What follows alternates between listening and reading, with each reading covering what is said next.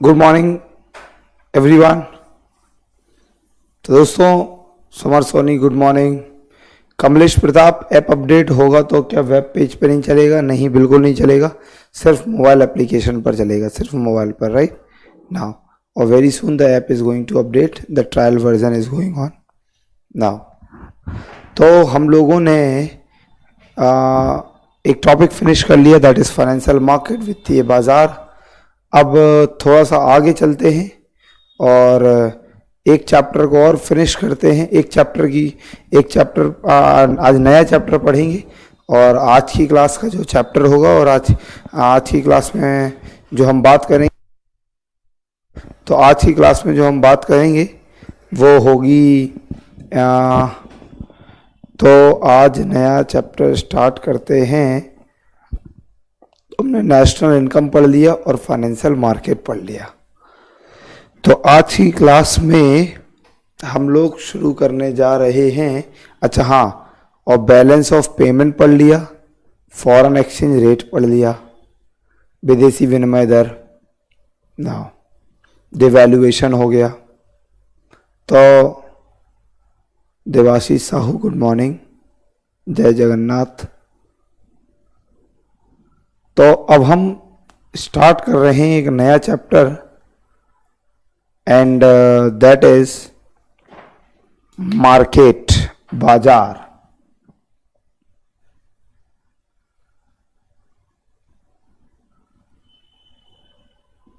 छोटा सा चैप्टर है और आज की क्लास में ही फिनिश हो जाएगा। मार्केट, बाजार। भाई ये मार्केट क्या होता, बाजार क्या होता, तो जरा ध्यान से समझिए। मार्केट, बाजार का मतलब है दोस्तों a place where buyers and sellers meet together. वह स्थान जहां क्रेताओं और विक्रेताओं का मिलन हो उसे कहते हैं मार्केट, उसे कहते हैं बाजार। जहां क्रेताओं और विक्रेताओं का मिलन हो उस जगह को कहते हैं मार्केट, राइट। जहां पर buyers for the purpose of buying the commodity and seller for the purpose of selling the commodity. जहां पर बायर, क्रेता, वस्तुओं को खरीदता है और सेलर, विक्रेता, वस्तुओं को बेचता है, तो उस जगह को हम कहते हैं मार्केट, उस स्थान को हम कहते हैं बाजार। अब दोस्तों इन द मार्केट, बाजार में, इन द मार्केट, बाजार में, point number 1, buyers and sellers होना अनिवार्य है।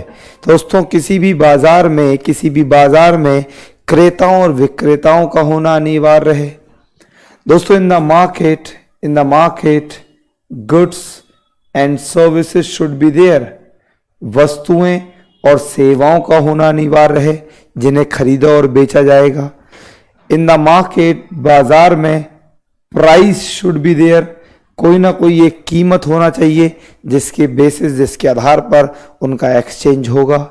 दोस्तों इन द मार्केट, बाजार में, a sense of competition should be there. एक प्रतियोगिता या प्रतिस्पर्धा की भावना होना अनिवार्य है। एक प्रतियोगिता और सेंस ऑफ कंपटीशन चाहिए, प्रतियोगिता की भावना चाहिए। अगर दोस्तों इतनी सारी चीजें एक साथ मिलती हैं तो उन्हें हम लोग कहते हैं बाजार और उन्हें हम लोग कहते हैं मार्केट। सो इसे कहते हैं बाजार और इसे कहते हैं मार्केट, राइट। तो इतनी सारी चीजें मिलकर बनाती हैं बाजार। तो आज की क्लास में जो हम डिस्कशन करने वाले हैं, तो आज की क्लास में जो हम डिस्कशन करेंगे वो डिस्कशन होगा that is called forms of market, बाजार के प्रकार। सो दोस्तों there are different forms of market, बाजार के अनेकों प्रकार हैं। अब कौन कौन से फॉर्म्स ऑफ मार्केट हैं, तो सबसे पहले आज की क्लास में हम बात करेंगे और आज की क्लास में हम बात करने जा रहे हैं। तो देखो फॉर्म्स ऑफ मार्केट जो बाजार के प्रकार हैं वो कौन कौन से हैं, तो आज की क्लास में हम पढ़ेंगे सबसे पहले परफेक्ट कंपटीशन मार्केट। सबसे पहला जो बाजार हम कंप्लीट करेंगे और इसके बारे में ज्ञान प्राप्त करेंगे वो है परफेक्ट कंपटीशन मार्केट। हिंदी में बोलते हैं पूर्ण प्रतियोगिता बाजार। परफेक्ट कंपटीशन मार्केट, पूर्ण प्रतियोगिता बाजार। अब ये क्या होता, क्या मतलब है, तो इसके बारे में पूरा ज्ञान प्राप्त होगा। दोस्तों परफेक्ट कंपटीशन मार्केट, पूर्ण प्रतियोगिता बाजार। फिर इसके बाद हम लोग डिस्कशन करेंगे मोनोपोली मार्केट। हिंदी में बोलते हैं एकाधिकार बाजार। मोनोपोली मार्केट, हिंदी में बोलते हैं एकाधिकार बाजार। फिर हम बात करेंगे मोनोपोलिस्टिक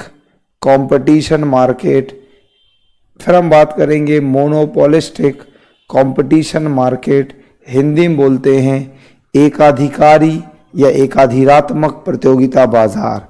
फिर इसके बाद बात होगी ओलिगोपोली मार्केट, अल्पाधिकार बाजार। अल्पाधिकार बाजार। फिर इसके बाद कुछ छोटे छोटे फॉर्म्स ऑफ मार्केट देखेंगे, बायलेटरल मोनोपोली, डुओपोली, मोनोप्सोनी, डुओप्सोनी। तो ये सब छोटे छोटे बाजार भी यहाँ पर हम डिस्कस करेंगे, राइट। तो आज की क्लास और अभी हम शुरू करने जा रहे हैं पहला मार्केट, जिसे कहते हैं परफेक्ट कंपटीशन मार्केट, पूर्ण प्रतियोगिता बाजार। तो पूर्ण प्रतियोगिता बाजार क्या होता है जरा देखते हैं। पूर्ण प्रतियोगिता बाजार, परफेक्ट कंपटीशन मार्केट। तो इसका सबसे पहला क्या कॉन्सेप्ट, ये सबसे पहला मार्केट जरा देखते हैं क्या है। तो इस मार्केट में, परफेक्ट कंपटीशन मार्केट में सबसे पहला पॉइंट है कि large number of buyers and sellers. सबसे पहला पॉइंट है कि अनेक क्रेता एवं विक्रेता। दोस्तों इस प्रकार के बाजार में बहुत सारे खरीदने वाले होते हैं और बहुत सारे बेचने वाले होते हैं। Large number of buyers and sellers. तो आप लोग सोच रहे होंगे कि सर इसमें कौन सी नई बात है, क्योंकि हर बाजार में बहुत सारे बायर्स होते हैं और बहुत सारे सेलर्स होते हैं। तो हर बाजार में बहुत सारे बायर्स, बहुत सारे सेलर्स हैं, तो इसमें क्या नई बात है। तो दोस्तों इसमें नई बात है, और वो क्या, तो देखिए। तो इसमें नई बात ये है कि all the sellers are selling homogeneous goods. So जितने भी सेलर्स हैं दे आर सेलिंग होमोजीनस, बोले तो सेम प्रोडक्ट्स। तो ये होमोजीनस या सेम प्रोडक्ट्स का मतलब क्या हुआ, इसका मतलब है एक समान वस्तुएं। दोस्तों ये वो बाजार है, ये वो मार्केट है जहां पर बहुत सारे सेलर्स हैं और बहुत सारे बायर्स हैं। हाँ Rohit Sharma, I am very good morning. So Gunjan hello. So दोस्तों गुड मॉर्निंग। तो एक ऐसा बाजार है, एक ऐसा मार्केट है कि जहां पर जितने भी सेलर्स हैं, मैंने कहा लार्ज नंबर ऑफ बायर्स और लार्ज नंबर ऑफ सेलर्स। तो यहाँ पे जितने भी सेलर्स हैं, सभी के सभी sellers are selling the homogeneous the same products. मतलब जितने भी विक्रेता है वो सभी के सभी विक्रेता एक प्रकार की वस्तुएं, एक प्रकार का प्रोडक्ट बेचते हैं, बिल्कुल एक समान वस्तुओं को बेचते हैं।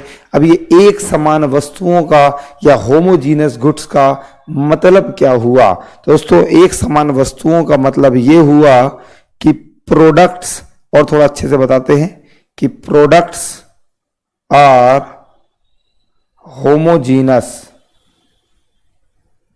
On the basis of brands, color, taste, size and weight। दोस्तों मैंने कहा इस वाले बाजार में होमोजीनस प्रोडक्ट्स हैं, राइट। होमोजीनस प्रोडक्ट्स हैं, सो होमोजीनस प्रोडक्ट्स हैं इसका मतलब है कि सभी के सभी रोहित शर्मा करोल बाग में जैसे बाइक प्रोडक्ट्स मिलते हैं दिल्ली की, तो ये मार्केट में ये 100% फिट नहीं हो रहा। अभी मैं आऊँगा आपके एग्जाम्पल पर, पहले ये समझ लीजिए। दोस्तों इस वाले बाजार में मैंने कहा होमोजीनस प्रोडक्ट्स हैं, एक समान वस्तुएं हैं। तो मैं थोड़ा क्लैरिफाई करना चाहता हूं कि एक समान वस्तुओं का मतलब क्या। तो एक समान वस्तुओं का मतलब है कि सबके पास एक ही ब्रांड, एक ही कलर, एक ही टेस्ट, एक ही वेट, एक ही साइज का प्रोडक्ट है। So the market is called perfect competition market, the market is called पूर्ण प्रतियोगिता बाजार। सो परफेक्ट कंपटीशन मार्केट, पूर्ण प्रतियोगिता बाजार का मतलब हुआ एक ऐसा मार्केट, एक ऐसा बाजार जहां पर बहुत सारे सेलर्स हैं, बहुत सारे बायर्स हैं, लेकिन सभी के सभी सेलर्स बिल्कुल एक तरह की वस्तुओं को बेचते हैं, बिल्कुल सेम प्रोडक्ट्स बेचते हैं, बिल्कुल एक ही प्रकार का ब्रांड है सबके पास। जरा सोचो, एक ही प्रकार का ब्रांड, एक ही प्रकार का कलर, एक ही प्रकार का टेस्ट, एक ही प्रकार का साइज, एक ही प्रकार का वेट, मतलब सबके पास हूबहू सेम प्रोडक्ट्स हैं। The market is called perfect competition market.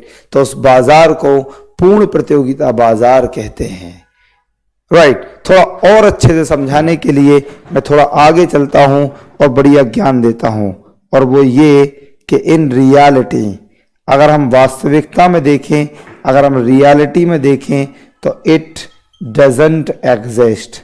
अगर हम रियलिटी में, वास्तविकता में देखें कि परफेक्ट कंपटीशन मार्केट क्या है, पूर्ण प्रतियोगिता बाजार कौन सा है, तो रोहित जी, तो रियलिटी में ऐसा कोई बाजार एग्जिस्ट ही नहीं करता। मतलब वास्तविकता में कोई भी बाजार परफेक्ट कंपटीशन मार्केट नहीं होता है। सो दोस्तों, कोई भी बाजार हम परफेक्ट कंपटीशन मार्केट नहीं कह सकते हैं, क्योंकि रियलिटी में ये एग्जिस्ट ही नहीं करता और ऐसा कोई बाजार होता ही नहीं है। सो this is called the perfect competition market, right. मतलब कोई भी बाजार कभी भी परफेक्ट कंपटीशन नहीं बनता, राइट। सो दोस्तों बता दूं, इसे हम प्योर मार्केट भी कहते हैं, प्योर मार्केट भी कहते हैं, शुद्ध बाजार। और बता दूं आप लोगों को कि कभी भी मार्केट कोई प्योर होता ही नहीं है, हमेशा इम्प्योर मार्केट अवेलेबल होते हैं। So this comes under the category of pure market, और pure market is not available in reality. So वास्तविकता में कोई भी बाजार प्योर मार्केट नहीं होता है, इसलिए ये बाजार नहीं होता, राइट ना। लेकिन दोस्तों अभी इस बाजार के बारे में मुझे आप लोगों को और बढ़िया ज्ञान देना है और कुछ और फीचर्स बताने हैं, कुछ और बेहतरीन फीचर्स बताने हैं इस मार्केट के। तो अब आपको जब इतने बहुत सारे फीचर्स बताने हैं, तो इसलिए मैंने कुछ नकली एग्जाम्पल्स बना रखे हैं, कुछ नकली से एग्जाम्पल्स बना रखे हैं, जिनके आधार पर मैं कुछ फीचर्स समझाऊंगा। लेकिन मैंने पहले ही कह दिया कि कोई भी बाजार परफेक्ट कंपटीशन नहीं होता, राइट। सो दोस्तों अभी यहां पर हम बात करें तो इसका एग्जाम्पल हम दे सकते हैं, आप देखिए जरा, वेजिटेबल मार्केट, सब्जी बाजार। जरा जल्दी से मुझे आप लोग बताओ, क्या वेजिटेबल मार्केट सब्जी बाजार में point number 1, large number of buyers and sellers, अनेक क्रेता और विक्रेता होते हैं या नहीं, तो होते हैं। पॉइंट नंबर 2, सभी के पास एक ही प्रकार की सब्जियां होती हैं या नहीं, ऐसा तो नहीं किसी का कद्दू बिल्कुल इतना सा, किसी का कद्दू इतना बड़ा होता, ऐसा तो है नहीं है। किसी की भिंडी दिख रही तो वो बेटा लौकी की तरह भिंडी, ऐसा तो है नहीं। मतलब क्या कि सब्जियां भी क्या हैं, होमोजीनस हैं, बिल्कुल सेम साइज, सेम वेट, एक ही प्रकार की हैं, है कि नहीं। मतलब ज्यादातर आपको इस मार्केट में ये फीचर सेटिस्फाई देखने को मिलेगा। तो सब्जी मंडी में भी बहुत सारे बायर्स एंड सेलर्स होते हैं, और सभी के सभी सेलर के पास एक ही प्रकार की सब्जियां होती हैं ना। और इसका एक और एग्जाम्पल मैं आपको दे सकता हूं, व्हीट मार्केट, गेहूं मंडी। तो आप गेहूं मंडी में जाइए तो there are large number of buyers and sellers, so large number of buyers and sellers, और सबके पास क्या है, एक ही प्रकार के व्हीट हैं, एक ही प्रकार की क्वालिटी है, सब कुछ एक ही प्रकार के हैं। So this is called perfect competition market, पूर्ण प्रतियोगिता बाजार, राइट। तो ऐसे हम कहते हैं पूर्ण प्रतियोगिता बाजार। तो अगर नहीं भी सेटिस्फाई हो रहा है तो कोई बात नहीं, क्योंकि मैंने पहले ही कहा कि रियलिटी में ये नहीं होता। लेकिन बड़े बड़े थिंकर्स, बड़े बड़े अर्थशास्त्रियों ने ये सोचा कि मान लो अगर कभी कोई बाजार कोई ऐसा परफेक्ट कंपटीशन मार्केट ओरिएंट हो गया कहीं पर, तो वहां पर क्या क्या फीचर्स, क्या क्या विशेषताएं, क्या क्या कैरेक्टरिस्टिक्स देखने को मिल सकते हैं, इस के आधार पर और इन चीजों पर उन्होंने इस मार्केट की थ्योरी, इस मार्केट के सिद्धांत को डेवलप किया। तो दोस्तों, it is Holi an imaginary market, यह पूर्ण रूपेण एक काल्पनिक बाजार है, एक कल्पना से बनाया गया बाजार है। तो बड़े बड़े अर्थशास्त्रियों ने इमेजिनेशन किया कि कभी ऐसा बाजार हो गया कि जहां large number of buyers and sellers हैं और जहां पर they are selling the same products, the homogeneous product, एक समान वस्तुओं को बेच रहे हैं। तो वहां पर क्या क्या विशेषताएं, क्या क्या फीचर्स देखने को मिल सकते हैं, इसके आधार पर इसको डिराइव किया गया। तो अब हम बहुत सारे फीचर्स इस मार्केट के निकालेंगे। उससे पहले एक बात समझते हैं। तो दोस्तों, एक होता है इंडस्ट्री, हिंदी में कहते हैं उद्योग। तो एक होता है इंडस्ट्री, उद्योग। जैसे एडुकेशन, शिक्षा एक बहुत बड़ा इंडस्ट्री है, एक बहुत बड़ी इंडस्ट्री है। तो हर इंडस्ट्री की छोटी छोटी प्रोड्यूसिंग यूनिट्स होती हैं, छोटी छोटी उत्पादन इकाइयां होती हैं, जिन्हें हम कहते हैं फार्म। तो हर एक इंडस्ट्री की छोटी छोटी प्रोड्यूसिंग यूनिट्स होती हैं, छोटी छोटी प्रोड्यूसिंग उत्पादन इकाइयां होती हैं, जिन्हें हम कहते हैं फार्म। तो जैसे एडुकेशन एक बहुत बड़ा उद्योग है, इसकी एक एक कोचिंग इंस्टीट्यूट, एक एक स्कूल, एक एक कॉलेज कहलाता है फर्म। जैसे मेडिकल एक बहुत बड़ा उद्योग है, तो एक एक हॉस्पिटल कहलाएगा एक फर्म। दोस्तों, इंडस्ट्री और फर्म का मतलब क्या है आप लोग समझ गए। जैसे हमारे एग्जाम्पल में वेजिटेबल मार्केट, सब्जी मंडी एक पूरा का पूरा इंडस्ट्री है, पूरा का पूरा उद्योग है। तो एक एक सब्जी वाला वहां पर कहलाता है क्या, फार्म। तो एक एक सब्जी वाला वहां पर कहलाता है फार्म। तो जल्दी से मुझे एक प्रश्न का जवाब दे और मुझे तुरंत कमेंट में ये चाहिए कि दोस्तों, आज सब्जी बाजार में, आज वेजिटेबल मार्केट में आलू का प्राइस क्या होगा, ये एक फर्म मतलब सब्जी वाला तय करेगा या पूरी की पूरी सब्जी मंडी मतलब इंडस्ट्री तय करेगी। जल्दी से इसका जवाब दें कि आज सब्जी बाजार में, सब्जी मंडी में आलू का प्राइस या टमाटर का प्राइस कौन डिसाइड करेगा। एक इंडस्ट्री मतलब पूरी की पूरी सब्जी मंडी डिसाइड करेगी या एक फर्म, एक दुकान वाला, एक सब्जी वाला तय करेगा। जल्दी से इसका जवाब दे। तो दोस्तों, आज जो सब्जी मंडी में आलू, प्याज, टमाटर का प्राइस है वो हमेशा डिसाइड करेगा industry. Yes Rohit Sharma, very lovely. तो वो इंडस्ट्री डिसाइड करेगा, उद्योग डिसाइड करेगा। इसलिए इस मार्केट में हम एक बहुत बेहतरीन फीचर बताते हैं। गौरव माहौर, वेरी लवली आंसर।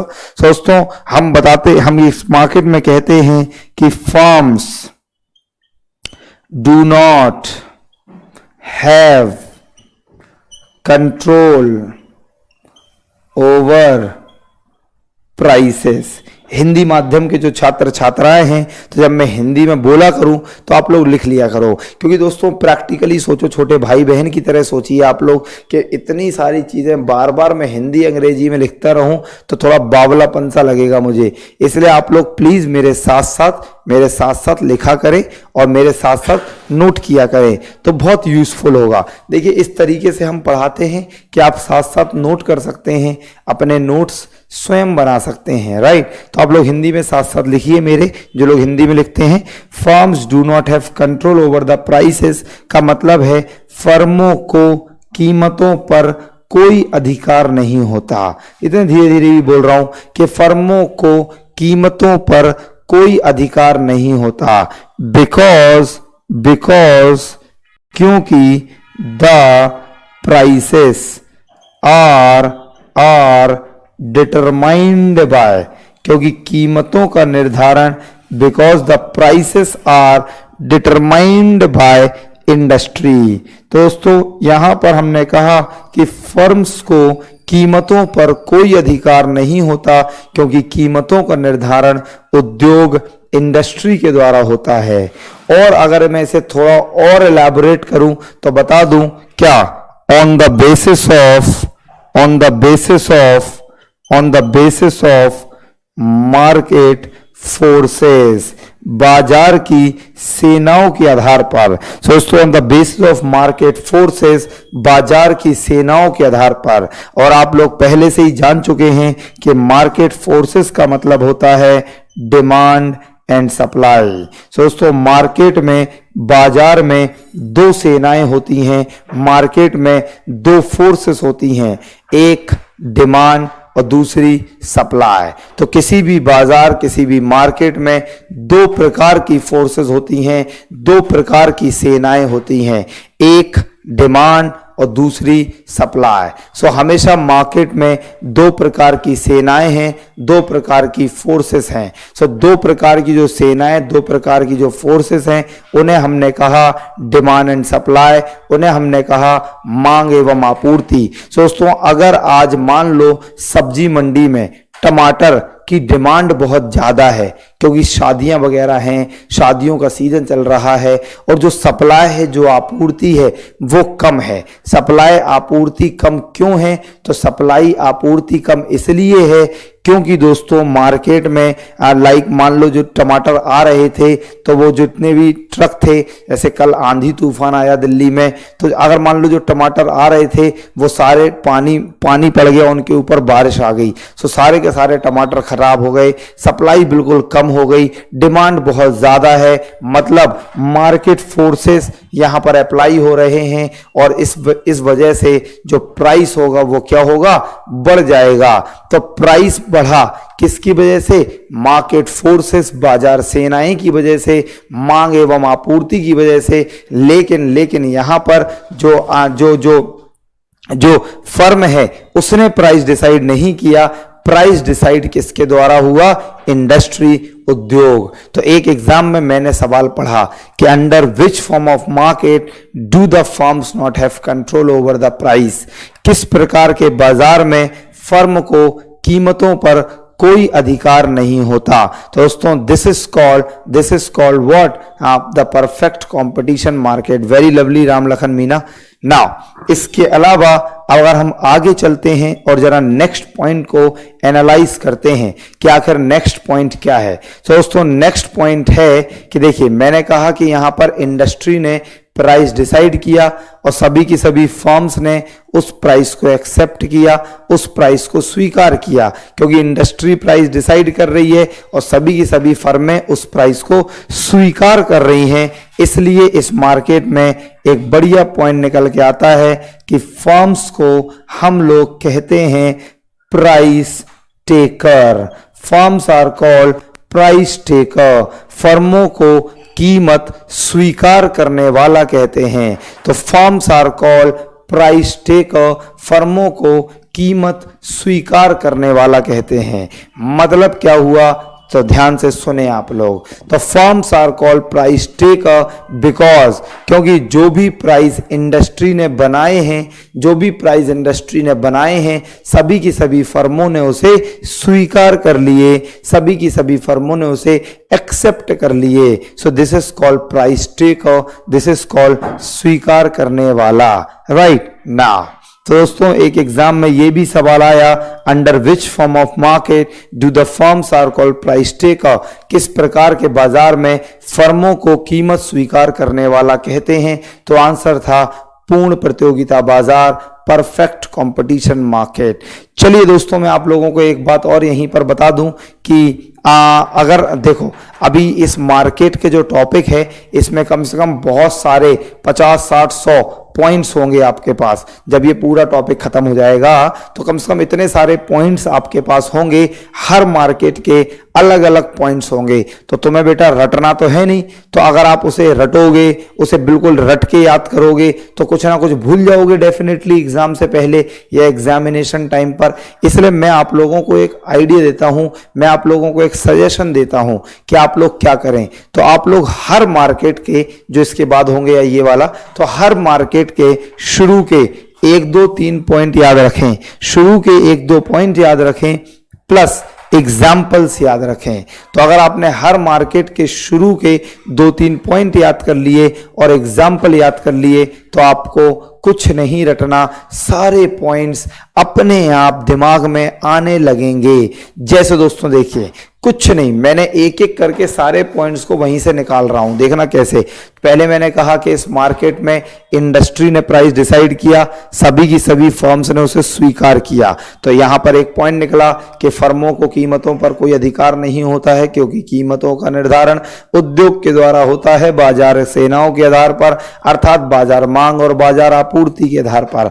अब जब उद्योग ने प्राइस डिसाइड किया तो सभी की सभी फर्म ने उस प्राइस को स्वीकार किया, इसलिए सभी फर्मों को हम लोग प्राइस टेकर, कीमत स्वीकार करने वाला कहते हैं। अब जल्दी से बताइए कि जो इंडस्ट्री ने प्राइस डिसाइड किया, सभी की सभी फर्म ने उस प्राइस को स्वीकार किया, तो पूरे बाजार में प्राइसेस एक जैसे होंगे या अलग अलग होंगे। कॉमन सेंस से निकल के आ रहा है, क्योंकि इंडस्ट्री डिसाइड कर रही है, फर्म स्वीकार कर रहे हैं, तो सभी की सभी फर्मों का जो प्राइस होगा वो क्या होगा दोस्तों, यूनिफॉर्म प्राइस होगा। हिंदी में एक समान कीमत होगी, तो यूनिफॉर्म प्राइस, हिंदी में एक समान कीमत। तो सभी की सभी फर्मों का जो प्राइस है वो यूनिफॉर्म होता है, वो एक तरह का होता है, right now.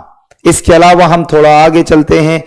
Thank you so much गौरव माहौर भाई, God bless you all. Now so एक और जरा बात करते हैं कि मैंने कहा कि यूनिफॉर्म प्राइस, एक समान कीमत, क्योंकि इंडस्ट्री ने प्राइस डिसाइड कर दिया, सभी की सभी फर्म्स ने उसे एक्सेप्ट कर लिया, तो सभी फर्मों का प्राइस क्या है, एक जैसा है, यूनिफॉर्म है। तो एक और बहुत इंपॉर्टेंट बात जल्दी से मुझे बताइए कि इस वाले मार्केट में लार्ज नंबर ऑफ सेलर्स हैं, अनेक विक्रेता हैं। तो दोस्तों अगर एक सेलर मार्केट छोड़कर चला जाए, अगर एक सेलर मार्केट छोड़कर चला जाए, कुछ फर्क पड़ेगा?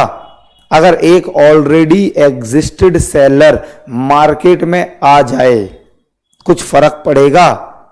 नहीं। इसका मतलब है इस मार्केट में एक और पॉइंट जानने को मिला, and that is freedom of entry और एग्जिट ऑफ फार्म्स। दोस्तों एक और पॉइंट जानने को मिला, freedom of entry and exit of farms, फर्मों के प्रवेश करने या बाहर जाने की स्वतंत्रता। इसका मतलब है हिंदी में फर्मों के प्रवेश करने एवं बाहर जाने की स्वतंत्रता, freedom of entry and exit of farms. तो एक एग्जाम में क्वेश्चन आया कि किस प्रकार के बाजार में आने और जाने की स्वतंत्रता होती है, आगम और निगम की स्वतंत्रता होती है, तो answer is perfect competition market. Very good Ram Sagar ना। दोस्तों जल्दी से एक बात और मुझे बताएं कि अब इस वाले मार्केट में जो भी फर्म है, जो भी सेलर है, वो आ सकता है, जा सकता है। चलिए छोड़िए, उससे पहले जरा एक टर्म देखते हैं, सेलिंग कॉस्ट। जल्दी से मुझे आप लोग जवाब दीजिए, तभी मैं आगे डिस्कशन स्टार्ट करूंगा कि सेलिंग कॉस्ट, विक्रय लागत किसे कहते हैं। What is selling cost? जब तक मैं पानी पी लेता हूं, सो सेलिंग कॉस्ट, विक्रय लागत किसे कहते हैं? What is selling cost? जल्दी से जवाब दीजिए।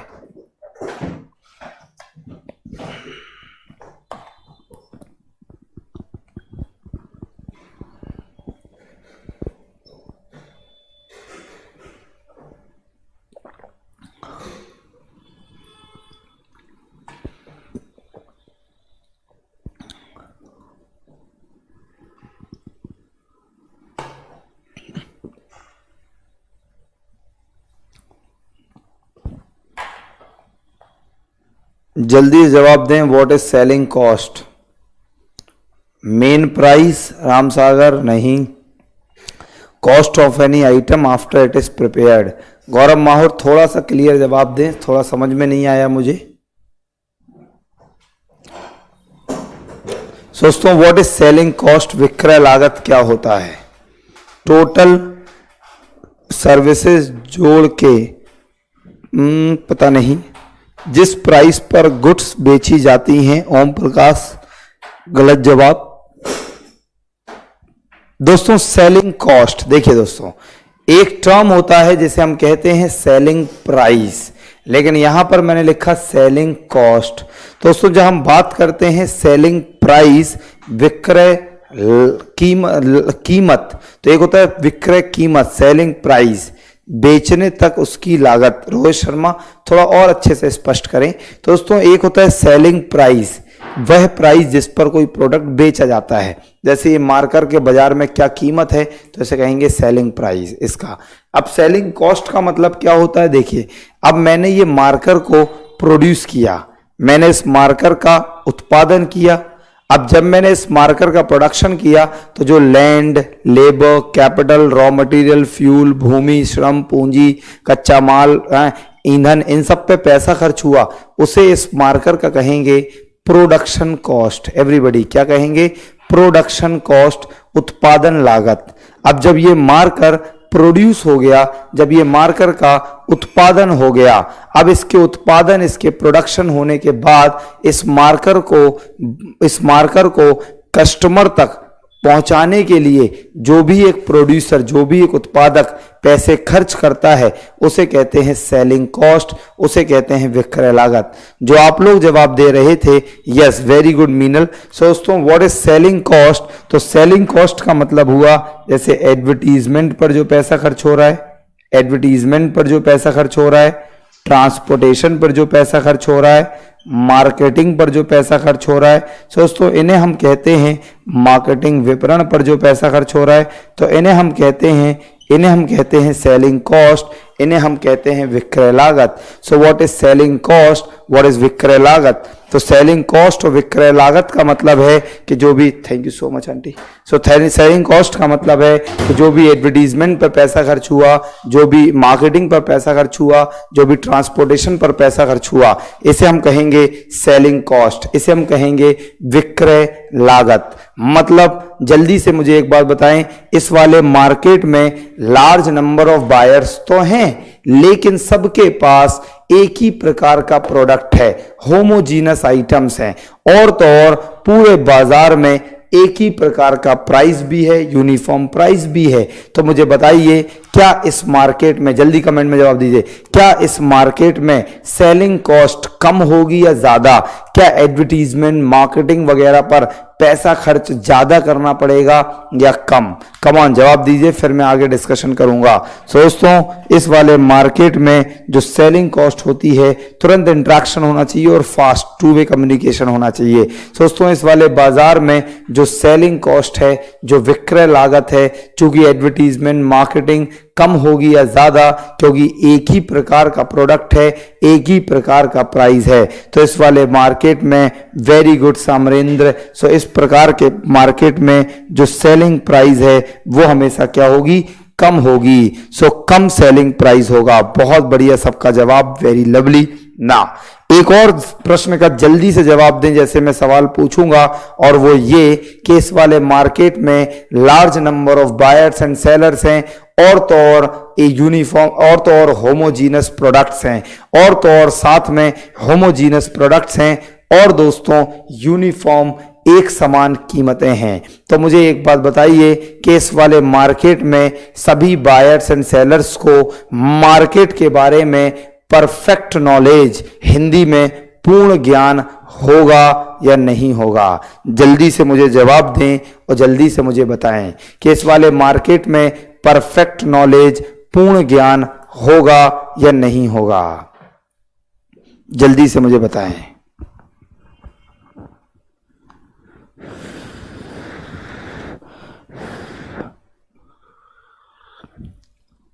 Yes, Om Prakash Gupta, very lovely. So दोस्तों, इस वाले मार्केट में सभी के सभी बायर्स एंड सेलर्स को मार्केट के बारे में परफेक्ट नॉलेज होगी।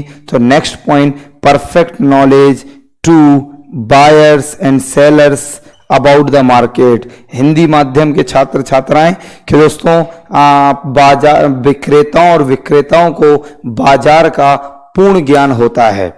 क्रेताओं और विक्रेताओं को बाजार का पूर्ण ज्ञान होता है। तो ऐसे हम लोग कहेंगे परफेक्ट कंपटीशन मार्केट, इसे हम लोग कहेंगे पूर्ण प्रतियोगिता बाजार। Right, so this is called perfect competition market, this is called पूर्ण प्रतियोगिता बाजार। तो इससे ज्यादा किसी भी एग्जाम में इस टॉपिक से ज्यादा प्रश्न नहीं पूछेंगे। That's all about the perfect competition market. तो दोस्तों, आगे चलते हैं। जो लोग मोबाइल में देख रहे हैं वो इसका स्क्रीनशॉट ले लें, और ये स्क्रीनशॉट की सुविधा सिर्फ कुछ ही दिनों के लिए बची है। कुछ दिनों बाद न तो स्क्रीनशॉट ले पाएंगे और ना आप लैपटॉप या कंप्यूटर में देख पाएंगे। तो सिर्फ अब क्लासेस मोबाइल एप्लीकेशन में चलेंगी, हाईली सिक्योर्ड फॉर्म में चलेंगी। और आप लोगों को इसके लिए हमें सपोर्ट भी करना चाहिए, क्योंकि दोस्तों बहुत सारे बच्चे इस तरीके से क्लास को रिकॉर्ड कर रहे हैं और मार्केट में फैला रहे हैं। तो दोस्तों, अगर आपको इसमें हमें सपोर्ट भी करना चाहिए कि हाँ सर ये बहुत अच्छी बात है, आप लोग ऐसा ही करिए। तो दोस्तों, आप लोग चाहे मोबाइल में देखो या लैपटॉप में देखो, ज्ञान प्राप्त करना है। यस और नॉट? बहुत सारे बच्चे कहते हैं लैपटॉप में थोड़ा ज़्यादा अच्छे से समझ में दिखता है। तो भैया, यहाँ पर तुम क्लास को एंजॉयमेंट के लिए नहीं देख रहे, और यहाँ पर क्लास से एंजॉयमेंट नहीं ले रहे।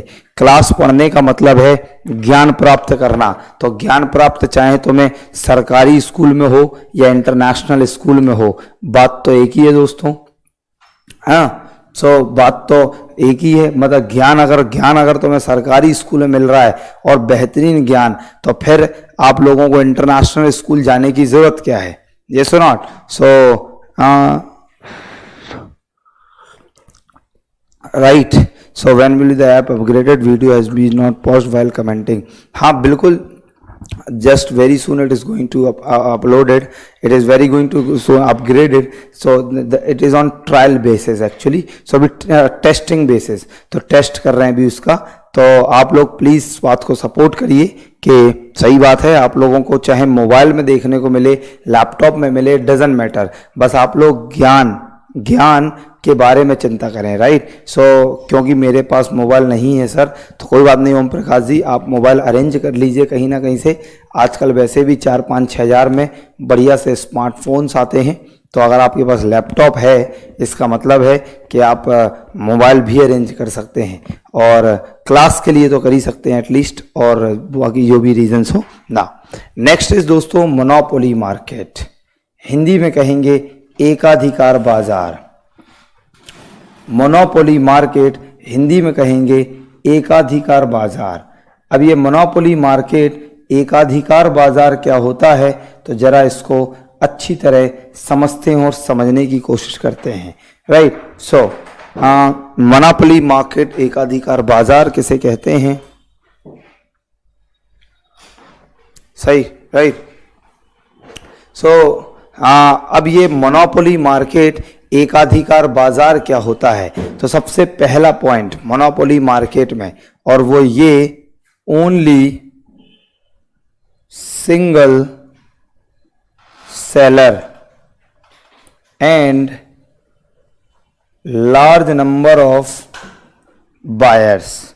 दोस्तों, एक ऐसा मार्केट, एक ऐसा बाजार जहां पे सिर्फ एक विक्रेता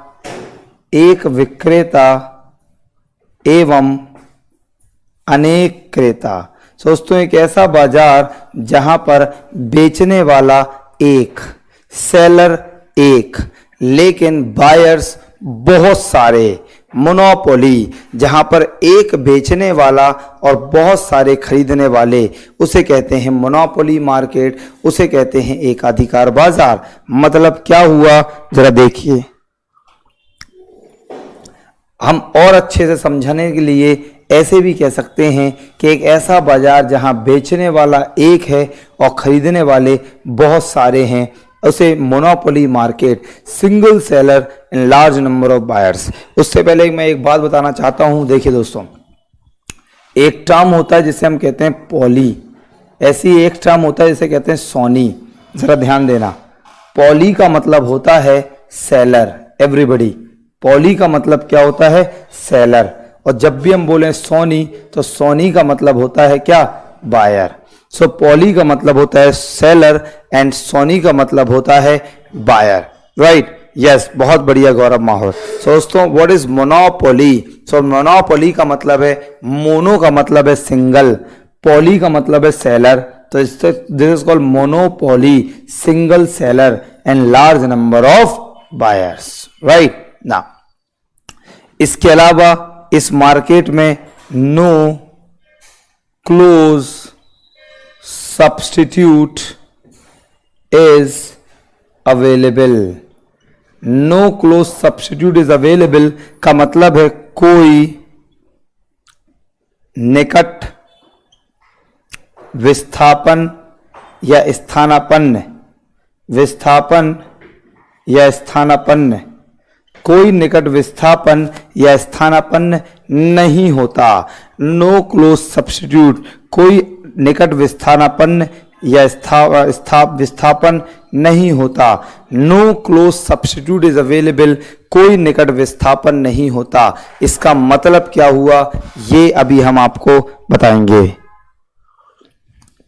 नो क्लोज सब्स्टिट्यूट का मतलब क्या है, तो देखिए दोस्तों, अभी बताएंगे थोड़ी देर बाद, लेकिन पॉइंट नंबर 3 के बाद। इसका एग्जाम्पल है इंडियन रेलवेज। पहले तो आप लोग ये बताइए कि एग्जाम्पल डाइजेस्ट हुआ या नहीं। इंडियन रेलवेज, हिंदी में भारतीय रेल। दोस्तों, पूरे हिंदुस्तान में जो रेलवे नेटवर्क है उसका जो सेलर है वो एक, पूरे हिंदुस्तान में गवर्नमेंट ऑफ इंडिया का रेलवे नेटवर्क है, तो सिंगल सेलर एंड पैसेंजर, सवारियां बहुत सारी हैं, तो single seller and large number of buyers. So this is called Indian railways, इसका एग्जाम्पल है। अभी मैं इसका एग्जाम्पल दूं तो राशन डीलर, जैसे एक गांव है, एक गांव में गवर्नमेंट की तरफ से राशन प्रोवाइड करने वाला सिर्फ एक ही डीलर होता है, राशन शॉप एक ही को होती है एक बार में, सो this is called single seller. अगर हम बात करें LIC of India, so LIC Bharat में जो लाइफ इंश्योरेंस है, अगर हम बात करें गवर्नमेंट की तरफ से लाइफ इंश्योरेंस के लिए सिर्फ एक ही कंपनी है and that is called LIC। So that is called LIC। इसके अलावा कोई और कंपनी नहीं है। अगर हम और अच्छी बात करें तो हमारे हिंदुस्तान में बाकी प्राइवेट कंपनियां तो बहुत सारी हैं, ICICI प्रूडेंशियल लाइफ इंश्योरेंस, ये HDFC लाइफ, ब्ला ब्ला ब्ला, लेकिन गवर्नमेंट की तरफ से एक ही है। अगर हम और ऐसे एग्जांपल दें आप लोगों को मोनोपोली का, तो वो होगा electricity provider in our locality. भाई, जहां पर हम लोग रहते हैं वहां इलेक्ट्रिसिटी प्रोवाइड करने वाला एक ही बंदा है। जहां पर सबके घरों में लाइट आ रही है, हमारे घरों में भी वहीं से आएगी, so that is called electricity provider in our locality. So दोस्तों, ये हो गए मोनोपोली के एग्जाम्पल। चलिए दोस्तों, हमें एक बात बताइए आप लोग कि अगर आप लोगों को नॉर्थ इंडिया से साउथ इंडिया कंडीशन अप्लाई ये है कि सिर्फ ट्रेन से जाना है, राइट? सो LIC मोनोपोली नहीं होगा। क्यों रोहित शर्मा, बताइए बताइए Rohit Sharma ji, why not the LIC is monopoly? Rohit Sharma ji, you are very brilliant student, if you are saying so इसका मतलब कोई ना कोई तो रीजन होगा, तो बताइए रोहित शर्मा जी, क्यों नहीं होगा LIC मोनोपोली? तो चलिए, तक आपका जवाब आ रहा है। तो नाउ दोस्तों, अगर आपको नॉर्थ इंडिया से साउथ इंडिया सिर्फ ट्रेन से जाना है, कंडीशन अप्लाई किससे आना है? सिर्फ ट्रेन। तो आप किसकी ट्रेन लेंगे? इंडियन रेलवेज की। इसका मतलब जल्दी से बताइए, क्या आपके पास कोई और ऑप्शंस हैं? क्या आपके पास कोई और चॉइस है? नहीं। तो मैंने कहा, जब इसका मतलब है नो क्लोज सब्स्टिट्यूट। मुझे लगता है आप लोग समझ गए। तो no close substitute is available, कोई निकट विस्थापन नहीं होता। इसका मतलब है जहां पर आपके पास कोई दूसरा ऑप्शन, कोई दूसरी चॉइस नहीं है। अगर आपको नॉर्थ इंडिया से साउथ इंडिया सिर्फ ट्रेन से जाना है, कंडीशन अप्लाई सिर्फ ट्रेन, तो आपको किसकी ट्रेन लेनी पड़ेगी? इंडियन रेलवेज की। वहां पर आपके पास कोई दूसरा ऑप्शन, कोई दूसरी चॉइस नहीं है। So this is called no close substitute is available। Rohit Sharma जी ने कहा कि इंश्योरेंस कंपनीज तो बहुत हैं। तो रोहित जी आपने शायद मेरे सेंटेंस को ध्यान से नहीं सुना, फिर से सुन लीजिए कि हमारे हिंदुस्तान में अगर हम गवर्नमेंट सेक्टर में बात करें तो लाइफ इंश्योरेंस की एक ही कंपनी है, दैट इज LIC, राइट। बाकी प्राइवेट कंपनियां तो लाइफ इंश्योरेंस बहुत सारी दे रही हैं। मैंने एग्जांपल भी लिया ICICI प्रूडेंशियल लाइफ इंश्योरेंस, मैंने एग्जांपल लिया HDFC लाइफ, ऐसी बहुत सारी कंपनीज लाइफ इंश्योरेंस दे रही हैं, राइट। लेकिन जो गवर्नमेंट की तरफ से, सरकार की तरफ से सिर्फ एक ही कंपनी है जो लाइफ इंश्योरेंस सर्विस, जो लाइफ इंश्योरेंस की फैसिलिटी दे रही है, और वो है LIC, राइट। इसी तरीके से अगर हम बात करें और आपको थोड़ा सा और ज्ञान दें तो जैसे तो जनरल इंश्योरेंस की भारत में 3-4 कंपनियां हैं, जैसे GIC, ओरिएंटल इंश्योरेंस। हाँ, तो दोस्तों जनरल इंश्योरेंस की तो 2-3 कंपनियां हैं, 3-4, लेकिन लाइफ इंश्योरेंस गवर्नमेंट की तरफ से सिर्फ LIC है। क्या रोहित शर्मा जी आपको मेरी बात समझ में आई? सर वो है तो मार्केट में ही है। हाँ, लेकिन मैं अब जैसे अब राशन शॉप की बात करें, राशन डीलर, तो राशन डीलर क्या है? एक तो गवर्नमेंट की तरफ से गांव में राशन डीलर हो रहा है, और बाकी बहुत सारी राशन की दुकानें भी हैं, तो लोग वहां से भी राशन लेते हैं। लेकिन हम यहाँ पे अगर बात करें, अगर हम एक स्पेसिफिक टर्म जोड़ दें, ऐसे मैंने कहा ना electricity provider in our locality, तो हमारे देश में electricity provider in our locality का मतलब है कि हमारे क्षेत्र में इलेक्ट्रिसिटी प्रोवाइड करने वाला। तो चलो एक ही है, लेकिन अब ऐसे तो मीनल जी उसका भी तो क्लोज सब्स्टिट्यूट है कि आप सोलर लाइट लगवा लीजिए, आप जनरेटर यूज कर लीजिए, आप इन्वर्टर यूज कर लीजिए, तो उसके भी सब्स्टिट्यूट है। लेकिन ऐसा सब्स्टिट्यूट का मतलब यहां पर है कि जैसे सोर्स से आ रहा है, जैसे मान लो इस एरिया में दिल्ली में यहां पर टाटा पावर डिस्ट्रीब्यूशन लिमिटेड वाले इलेक्ट्रिसिटी प्रोवाइड कर रहे हैं, राइट।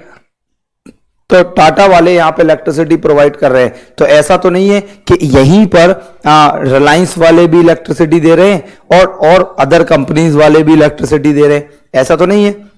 जैसे हम यूपी में बात करें तो UPPCL Uttar Pradesh UPPCL power corporation limited वहां पर इलेक्ट्रिसिटी प्रोवाइड कर रहा है। अब ऐसा तो नहीं है कि वहां पर भी टाटा जाके अपनी इलेक्ट्रिसिटी दे रहा है, तो आपके पास क्लोज सब्स्टिट्यूट, आपके पास दूसरा ऑप्शन हो, कि आपके पास दूसरा ऑप्शन हो, इसका मतलब है आप चाहे टाटा से लाइट ले लें या UPPCL से ले लें या रिलायंस से ले लें, तो इसे क्लोज सब्स्टिट्यूट कहते हैं।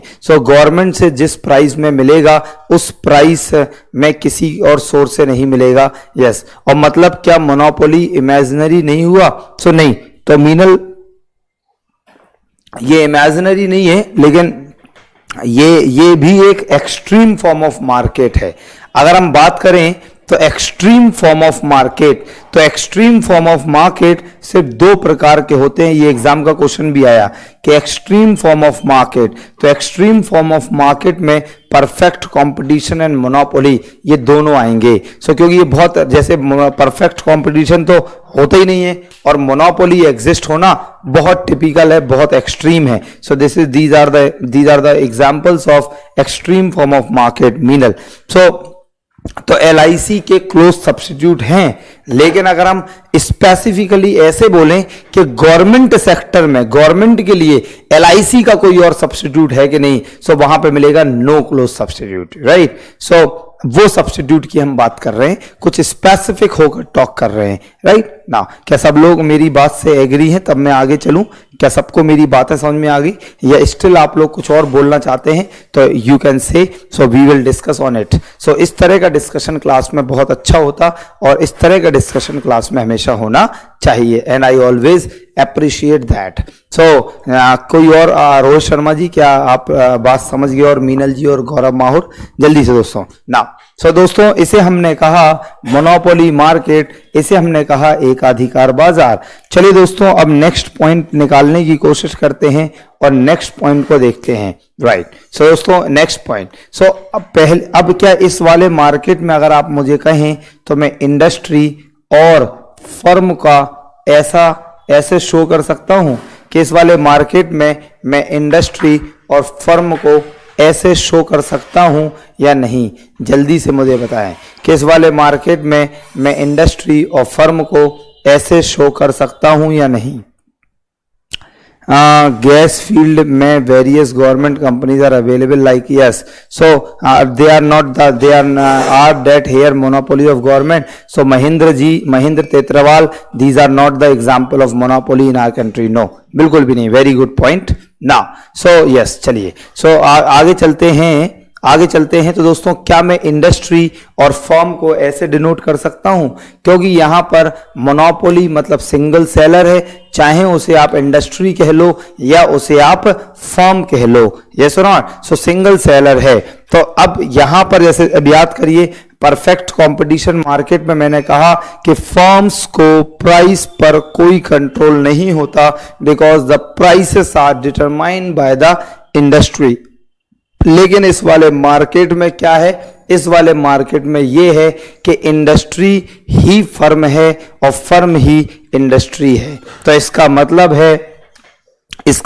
है yes, very lovely point Rohit ji, इसका मतलब है firm has what?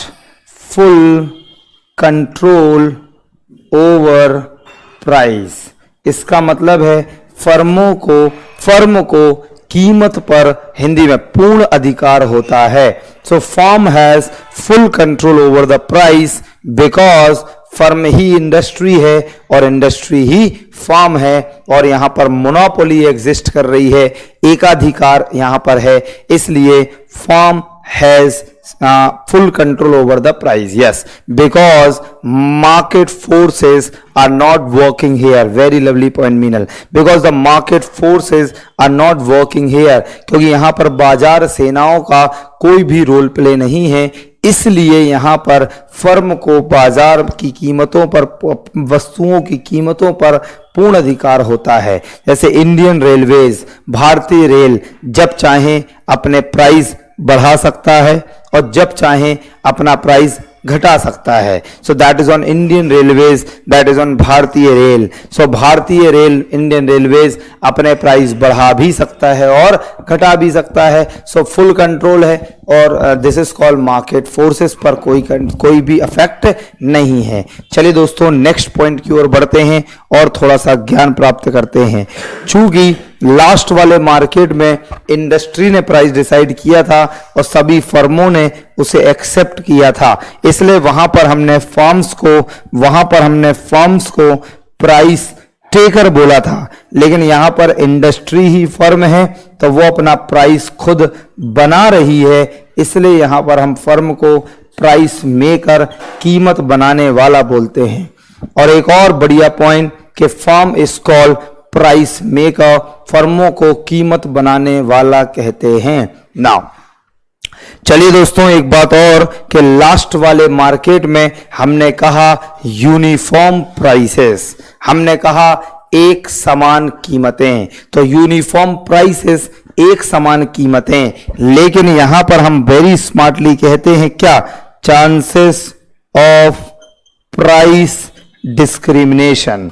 Very smartly यहां पर हम कहते हैं चांसेस ऑफ प्राइस डिस्क्रिमिनेशन, और हिंदी में कहते हैं कीमत विभेद हो सकता है।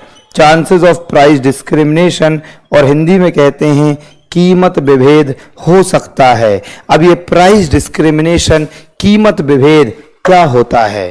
तो प्राइस डिस्क्रिमिनेशन एक नया पॉइंट आया बहुत सारे बच्चों के लिए, तो पहले इसको समझें फिर आगे चलेंगे। तो प्राइस डिस्क्रिमिनेशन, कीमत विभेद का मतलब होता है charging different prices from different customers for same products, for same product. दोस्तों this is called price discrimination. तो प्राइस डिस्क्रिमिनेशन, कीमत विभेद का मतलब है कि दोस्तों ध्यान समझना, बहुत बढ़िया पॉइंट है। तो प्राइस डिस्क्रिमिनेशन का मतलब है charging different prices from different customers for same product. तो प्राइस डिस्क्रिमिनेशन का मतलब है, ये देखिए, सेम प्रोडक्ट एक, अलग अलग अलग अलग अलग कस्टमर्स, अलग अलग अलग अलग price. So this is called price discrimination. So कीमत विभेद का मतलब है अलग अलग अलग अलग अलग कस्टमर्स, अलग अलग अलग अलग अलग प्राइस, लेकिन product is same. So this is called price discrimination, this called कीमत विभेद। तो प्राइस डिस्क्रिमिनेशन, कीमत विभेद का मतलब हुआ अलग अलग कस्टमर्स और अलग अलग प्राइस, लेकिन प्रोडक्ट क्या है, सेम। चलिए जल्दी से बताइए कि क्या इंडियन रेलवेज, भारतीय रेल में ऐसा होता है या नहीं? जल्दी से बताइए, क्या ऐसा होता है या नहीं कि यूनिफॉर्म प्राइस, एक समान कीमत होती है या नहीं? प्राइस डिस्क्रिमिनेशन होता है या नहीं? तो दोस्तों नहीं होता, होता है। इसका मतलब क्या? जैसे देखिए, एसी फर्स्ट क्लास में मैं जाता हूं, एसी फर्स्ट क्लास में मैं जाता हूं तो अलग फेयर, बच्चे जाते हैं तो अलग फेयर, सीनियर सिटीजन जाते हैं तो अलग फेयर, रेलवे एम्प्लॉइज जाते हैं तो अलग फेयर, डिफेंस पर्सन जाते हैं तो अलग फेयर। इसका मतलब होता है। सो this is called price discrimination, कीमत विभेद। इसका मतलब ऐसा होता है। तो दोस्तों अगर हम इलेक्ट्रिसिटी की बात करें तो वहां पर होता है या नहीं? होता है। जैसे वहां पर हम बात करें तो हाउस होल्ड कंजम्पशन चार्जेस अलग, हाँ, और कमर्शियल चार्जेस अलग, इंडस्ट्रियल और एग्रीकल्चरल चार्जेस अलग। तो इसका मतलब है प्राइस डिस्क्रिमिनेशन होता है। सो this is called the another very important feature of the monopoly. अगर मान लो आप लोग ये कहें कि नहीं होता कहीं, तो कोई चिंता ना करें। तो मैंने साफ साफ लिखा चांसेस ऑफ, तो मैंने ऐसा नहीं कहा मस्ट बी होगा, मैंने कहा चांसेस ऑफ प्राइस डिस्क्रिमिनेशन, कीमत विभेद हो सकता है। चलिए दोस्तों नेक्स्ट पॉइंट की ओर चलते हैं और जरा नेक्स्ट पॉइंट आप लोग मुझे बताइए। इस वाले मार्केट में क्या है? सिंगल सेलर है, एक ही विक्रेता है। अगर वो सेलर मार्केट छोड़कर चला जाए तो कोई बाजार बचेगा क्या? नहीं। अगर कोई एक नया सेलर मार्केट में आ जाए तो क्या मोनोपोली रहेगी? नहीं। इसका मतलब है रेस्ट्रिक्शन ऑन रेस्ट्रिक्शन या बैरियर, रेस्ट्रिक्शन या बैरियर ऑन एंट्री और एग्जिट ऑफ फर्म्स। इसका मतलब है फर्मों के बाजार में प्रवेश करने के लिए या बाजार से बाहर जाने में रुकावट। So restriction on entry and exit of firms, इसका मतलब है फर्मों को बाजार में प्रवेश करने के लिए या बाहर जाने के लिए रुकावट। सो रेस्ट्रिक्शन है, बैरियर है, entry and exit of firms. ना तो फर्में आ सकती हैं और ना तो फर्में जा सकती हैं। So this is called restriction on entry and exit of firms, right ना। इसके अलावा दोस्तों कुछ और बातें जरा ध्यान से सुनिए, और मुझे लगता है ये पॉइंट तो मुझे एक्सप्लेन करने की आवश्यकता ही नहीं है, और आज तक मैंने ये पॉइंट कभी एक्सप्लेन नहीं किया। नो कंपटीशन, कोई प्रतियोगिता नहीं होती। आई होप आप लोग समझ गए। जल्दी से इसका स्क्रीनशॉट ले लें और पीडीएफ ना मांगें, क्योंकि ये पूरा का पूरा पीडीएफ ही बन जाएगा। जल्दी कर लें। चलिए दोस्तों अब नेक्स्ट मार्केट की ओर चलते हैं और नेक्स्ट बाजार को जल्दी से एनालाइज करते हैं और कैसे क्वेश्चंस एग्जाम में पूछे जाते हैं। साइमल्टेनियसली आपको अभी और डिस्कशन होगा और बढ़िया ज्ञान मिलेगा। अब आपके मन में कोई सवाल हो इन मार्केट से संबंधी तो आप लोग प्लीज पूछ सकते हैं। I would be highly obliged to answer your question. So come on please. Yes, एक क्वेश्चन आया गौरव माहुर, बट अभी रेलवे का प्राइवेटाइजेशन की बात चल रही है, फिर तो रेलवे दो पार्ट में हो जाएगा। देखो गौरव माहुर, बता दूं मैं आपको, रेलवे का कोई प्राइवेटाइजेशन नहीं हो रहा। रेलवे का प्राइवेटाइजेशन नहीं हो रहा, रेलवे में प्राइवेटाइजेशन हो रहा। मतलब क्या कि रेलवे का नहीं हो रहा, मतलब रेलवे में जो इंफ्रास्ट्रक्चर है, जो संरचना है और जो मेंटेनेंस है, उसका प्राइवेटाइजेशन हो रहा। इंडियन रेलवे सिर्फ गवर्नमेंट ऑफ इंडिया की ही रहेगी, लेकिन जो इंफ्रास्ट्रक्चर पार्ट है, प्लेटफॉर्म्स, ये वो और जो मेंटेनेंस वर्क है, वो प्राइवेटाइजेशन कर रहे हैं। वहां पर हमने एफडीआई लिमिट 100% कर दी। मैंने आपको पढ़ाया भी था, याद करना, बैलेंस ऑफ पेमेंट में एफडीआई लिमिट की क्लास देखना, या आपने नोट करी हो तो देखना। Railway infrastructure and maintenance 100%, so railway नहीं, इंफ्रास्ट्रक्चर एंड मेंटेनेंस, राइट दा। सो दोस्तों next market is monopolistic competition market. So monopolistic competition market, Hindi में कहते हैं एकाधिकारी, या हिंदी में कहते हैं एकाधिरात्मक प्रतियोगिता बाजार। एकाधिकारी या एकाधिरात्मक प्रतियोगिता बाजार। सो व्हाट इज एकाधिकारी, व्हाट इज एकाधिरात्मक प्रतियोगिता बाजार, तो जरा ध्यान से देखिए। So what is monopolistic competition market, what is एकाधिकारी या एकाधिकारी या एकाधिरात्मक प्रतियोगिता बाजार, ये क्या होता है? तो देखिए दोस्तों, सबसे पहला पॉइंट कि large number of buyers and sellers, यहां पर भी अनेक क्रेता एवं अनेक विक्रेता होते हैं। सो large number of buyers and sellers, यहां पर भी अनेक क्रेता एवं अनेक विक्रेता होते हैं। Large number of buyers and large number of sellers होते हैं। दूसरी बात देखिए दोस्तों कि आप लोग सोच रहे होंगे कि सर पहले बाजार में भी यही होता था, बहुत सारे सेलर्स बहुत सारे बायर्स होते थे, फिर इसमें और उसमें क्या अंतर है? तो इसमें और उसमें अंतर है किस चीज का, आइए दिखाते हैं। तो इसमें उसमें अंतर ये है कि दे ऑल आर सेलिंग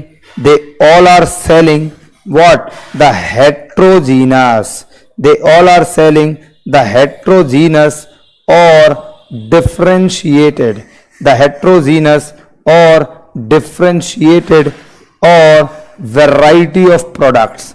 मतलब यहां पर जितने भी सेलर्स हैं, जितने भी विक्रेता हैं, तो सभी के सभी सेलर, सभी के सभी विक्रेता हेट्रोजीनस, डिफरेंशिएटेड, मतलब हिंदी में विभेदीकृत। विभेदीकृत का मतलब है दोस्तों विभिन्न प्रकार के, का मतलब है अलग अलग प्रोडक्ट्स बेचते हैं। तो विभेदीकृत या विभिन्न प्रकार के या अलग अलग प्रोडक्ट्स बेचते हैं। The variety of products are available in this market. मतलब क्या? तो देखिए दोस्तों और अच्छे समझते हैं कि वो ये कि products are heterogeneous, products are heterogeneous on the basis of brands, color, taste, size and weight। दोस्तों जरा पॉइंट अच्छी तरह समझिए कि इस वाले बाजार में वस्तुएं विभेदीकृत होती हैं, वस्तुएं अलग अलग होती हैं। किस आधार पर? ब्रांड्स के आधार पर, कलर के आधार पर, टेस्ट के आधार पर, साइज के आधार पर, वेट के आधार पर। This is called the monopolistic competition market. Railway में टिकट प्राइस प्राइवेट तय करेगा। ओके, सो दोस्तों what is the meaning of price discount product heterogeneous product here? तो हेट्रोजीनस प्रोडक्ट का मतलब है कि अलग अलग ब्रांड्स के प्रोडक्ट, अलग अलग कलर के प्रोडक्ट, अलग अलग साइज के, अलग अलग वेट के। सो दोस्तों बता दूं मैं आप लोगों को, क्या वो ये कि इन रियलिटी बाहर जाइए, क्लास के बाहर निकलिए, अपने घर के बाहर आप निकलिए, तो इन रियलिटी इट एग्जिस्ट। अगर आप घर के आसपास देखेंगे तो जो बाजार आपको दिखाई देगा वो मोनोपोलिस्टिक कंपटीशन मार्केट होगा। इसका मतलब आप घर के बाहर जाइए और देखिए तो आप लोगों को जो मार्केट दिखेगा वो मोनोपोलिस्टिक कंपटीशन मार्केट होगा। मतलब क्या? देखिए अगर आप एक बाजार में जाओ बाहर, घर के बाहर, और देखो और पूछो भाई साहब ये टूथपेस्ट कितने का है, राइट। ये तो आप देखिए टूथपेस्ट, तो पॉइंट नंबर 1 कितने का वो साइड में रखते हैं, टूथपेस्ट, पॉइंट नंबर 1। सो टूथपेस्ट बहुत सारी ब्रांड्स के हैं, यस, बहुत सारे कलर हैं, यस, बहुत सारे टेस्ट हैं, यस, बहुत सारे साइज हैं, यस, बहुत सारे वेट्स हैं, यस। अगर आप देखिए गारमेंट्स, कपड़ों की मार्केट में जाइए, there are many brands, many colour, many texture, many sizes, so they are called differentiated, this is called heterogeneous, विविधीकृत। अगर आप देखिए ये कैमरा, सो कैमरा मार्केट में जाइए, डिफरेंट कंपनीज, different चीजें, different features, so this is called the real market is called monopolistic competition market। मतलब जो हम बाहर मार्केट देखते हैं तो वो एक मोनोपोलिस्टिक और वो एक एकाधिरात्मक प्रतियोगिता बाजार होता है। मुझे लग रहा है आप लोग समझ गए। अब थोड़ा इलैबोरेट करते हैं। देखिए यहां पर मोनो, तो मोनो का मतलब क्या हुआ, सिंगल। पॉलिस्टिक, तो यहां पे पॉलिस्टिक का मतलब है मैनी, जैसे होता पॉली तो पॉलिस्टिक मतलब मोनो का मतलब है सिंगल। जैसे मैंने एग्जांपल लिया सोप, साबुन या टूथपेस्ट, सिर्फ एक सिंगल। पॉलिस्टिक अलग अलग ब्रांड, अलग अलग कलर, अलग अलग टेस्ट, अलग अलग साइज, अलग अलग weight, so this is called monopolistic, right. Now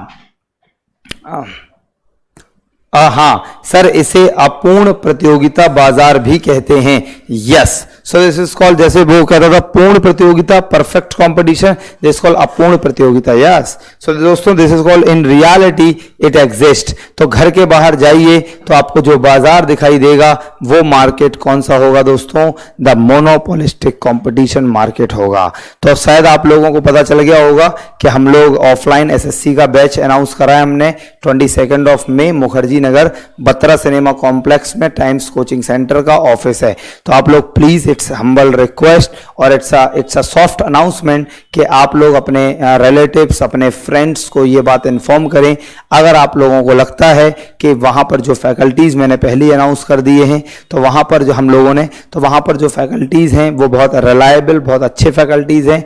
और अगर आपको लगता है कि किसी को रेफर करना हो तो आप लोग कर सकते हैं, राइट ना। इसके अलावा अगर हम और आगे बातें करें तो देखिए पहले वाले बाजार में मैंने बहुत स्मार्टली बोला कि यहां पर फर्म्स को प्राइस पर कोई कंट्रोल नहीं है।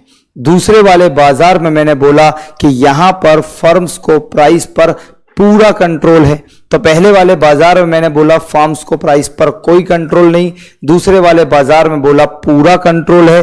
तो वेरी स्मार्टली यहां पर मैं बोलता हूं ना तो नो कंट्रोल ना फुल कंट्रोल, यहां पर मैं बोलता हूं firms have partial control over price. मतलब फर्मों को कीमतों पर आंशिक, हिंदी में आंशिक नियंत्रण होता है। अब ये पार्शियल कंट्रोल ओवर प्राइस, आंशिक नियंत्रण होता है, इसका मतलब क्या? तो पार्शियल कंट्रोल ओवर प्राइस, आंशिक नियंत्रण होता है, इसका मतलब ये कि पार्शियल कंट्रोल है, इसका मतलब ये कि आंशिक नियंत्रण है, इसका मतलब ये क्या? जैसे आप एक दुकान पे गए, कहा भाई साहब ये टूथपेस्ट कितने का है, उसने कहा 92। सेम टूथपेस्ट आप जब दूसरी दुकान पे गए, उसने कहा 93, किसी ने कहा 94, किसी ने कहा 95, किसी ने कहा 90। इसका मतलब प्राइस पर कंट्रोल तो है, लेकिन ना तो नो परफेक्ट कंपटीशन की तरह, ना तो फुल मोनोपोली की तरह, बल्कि पार्शियल, थोड़ा बहुत। क्यों? क्योंकि आप पॉइंट नंबर 2 को देखिए, the heterogeneous products are available.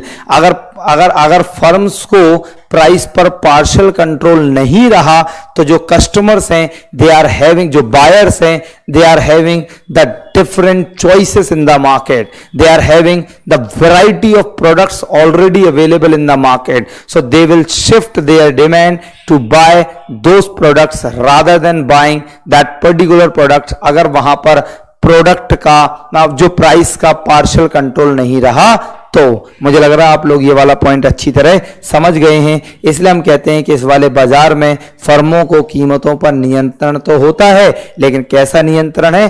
Partial control है।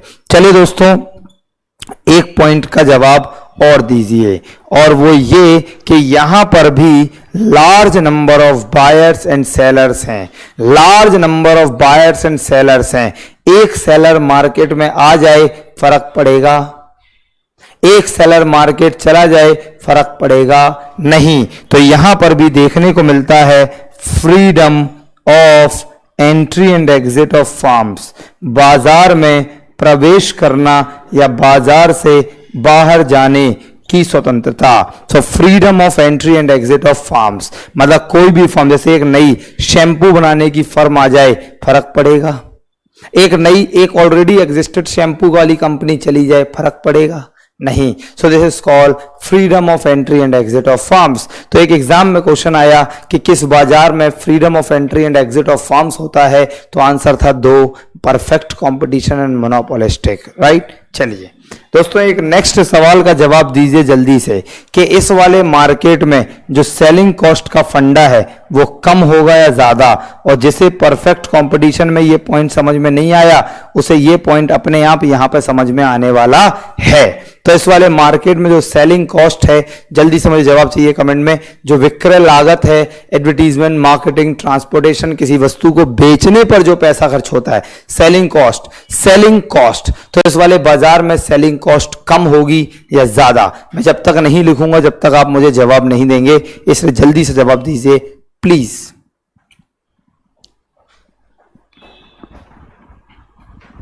जल्दी जवाब दो दोस्तों।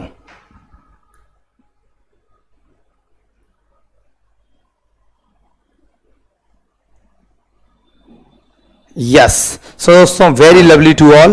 दोस्तों यहां पर जो सेलिंग कॉस्ट है वो क्या होगी, हाई सेलिंग कॉस्ट। बहुत बढ़िया ओम प्रकाश, मीनल, गौरव, रोहित। तो बेटा इस क्लास में 3-4 बच्चे ही हैं पढ़ने वाले, बाकी बच्चे ही पता नहीं कहाँ हैं। एक महेंद्र तेतरवाल भी है, सो गौरव माहुर, यस, सामरेंद्र भी आप दिख रहा है, अनिल भी है। सो बस ये 4-5 बच्चे ही दिख रहे, बाकी के कहाँ गए भाई? इतने बच्चों ने एडमिशन ले रखा। कुछ बच्चों ने तो सोचा बेटा 400-500, 1000 रुपए के अंडर में कोर्स है, खरीद लो, जब मर्जी हो जब देख लेंगे। लेकिन बता दूं जैसे कोर्स खत्म होगा उसके 1-1.5 महीने बाद ये वीडियोस खत्म हो जाएंगे, तो आपके जो सब्सक्रिप्शन है वो खत्म हो जाएगा क्लास खत्म होने के 1.5 महीने के बाद, मैक्सिमम 1.5 महीने के बाद। इसलिए उन लोगों को बता दो कि लल्ला जल्दी जल्दी पढ़ लो, नहीं तो जो तुमने खरीदा वो खत्म हो जाएगा, फिर तुम रोगे हाय रब्बा हम तो लुट गए। नाउ सो दोस्तों नेक्स्ट इज व्हाट, जल्दी से बताओ लास्ट पॉइंट जो परफेक्ट कंपटीशन का था वो नॉलेज, परफेक्ट नॉलेज वाला। इस वाले मार्केट में large number of buyers and sellers हैं, और तो और हेट्रोजीनस प्रोडक्ट्स हैं, अलग अलग प्रोडक्ट हैं। तो कोई भी सेलर और कोई भी बायर ये कह सकता है कि उसे पूरे मार्केट की परफेक्ट नॉलेज है। कमान जल्दी जवाब नहीं देंगे जब तक मैं बताऊंगा नहीं, कमान फास्ट जल्दी से करिए।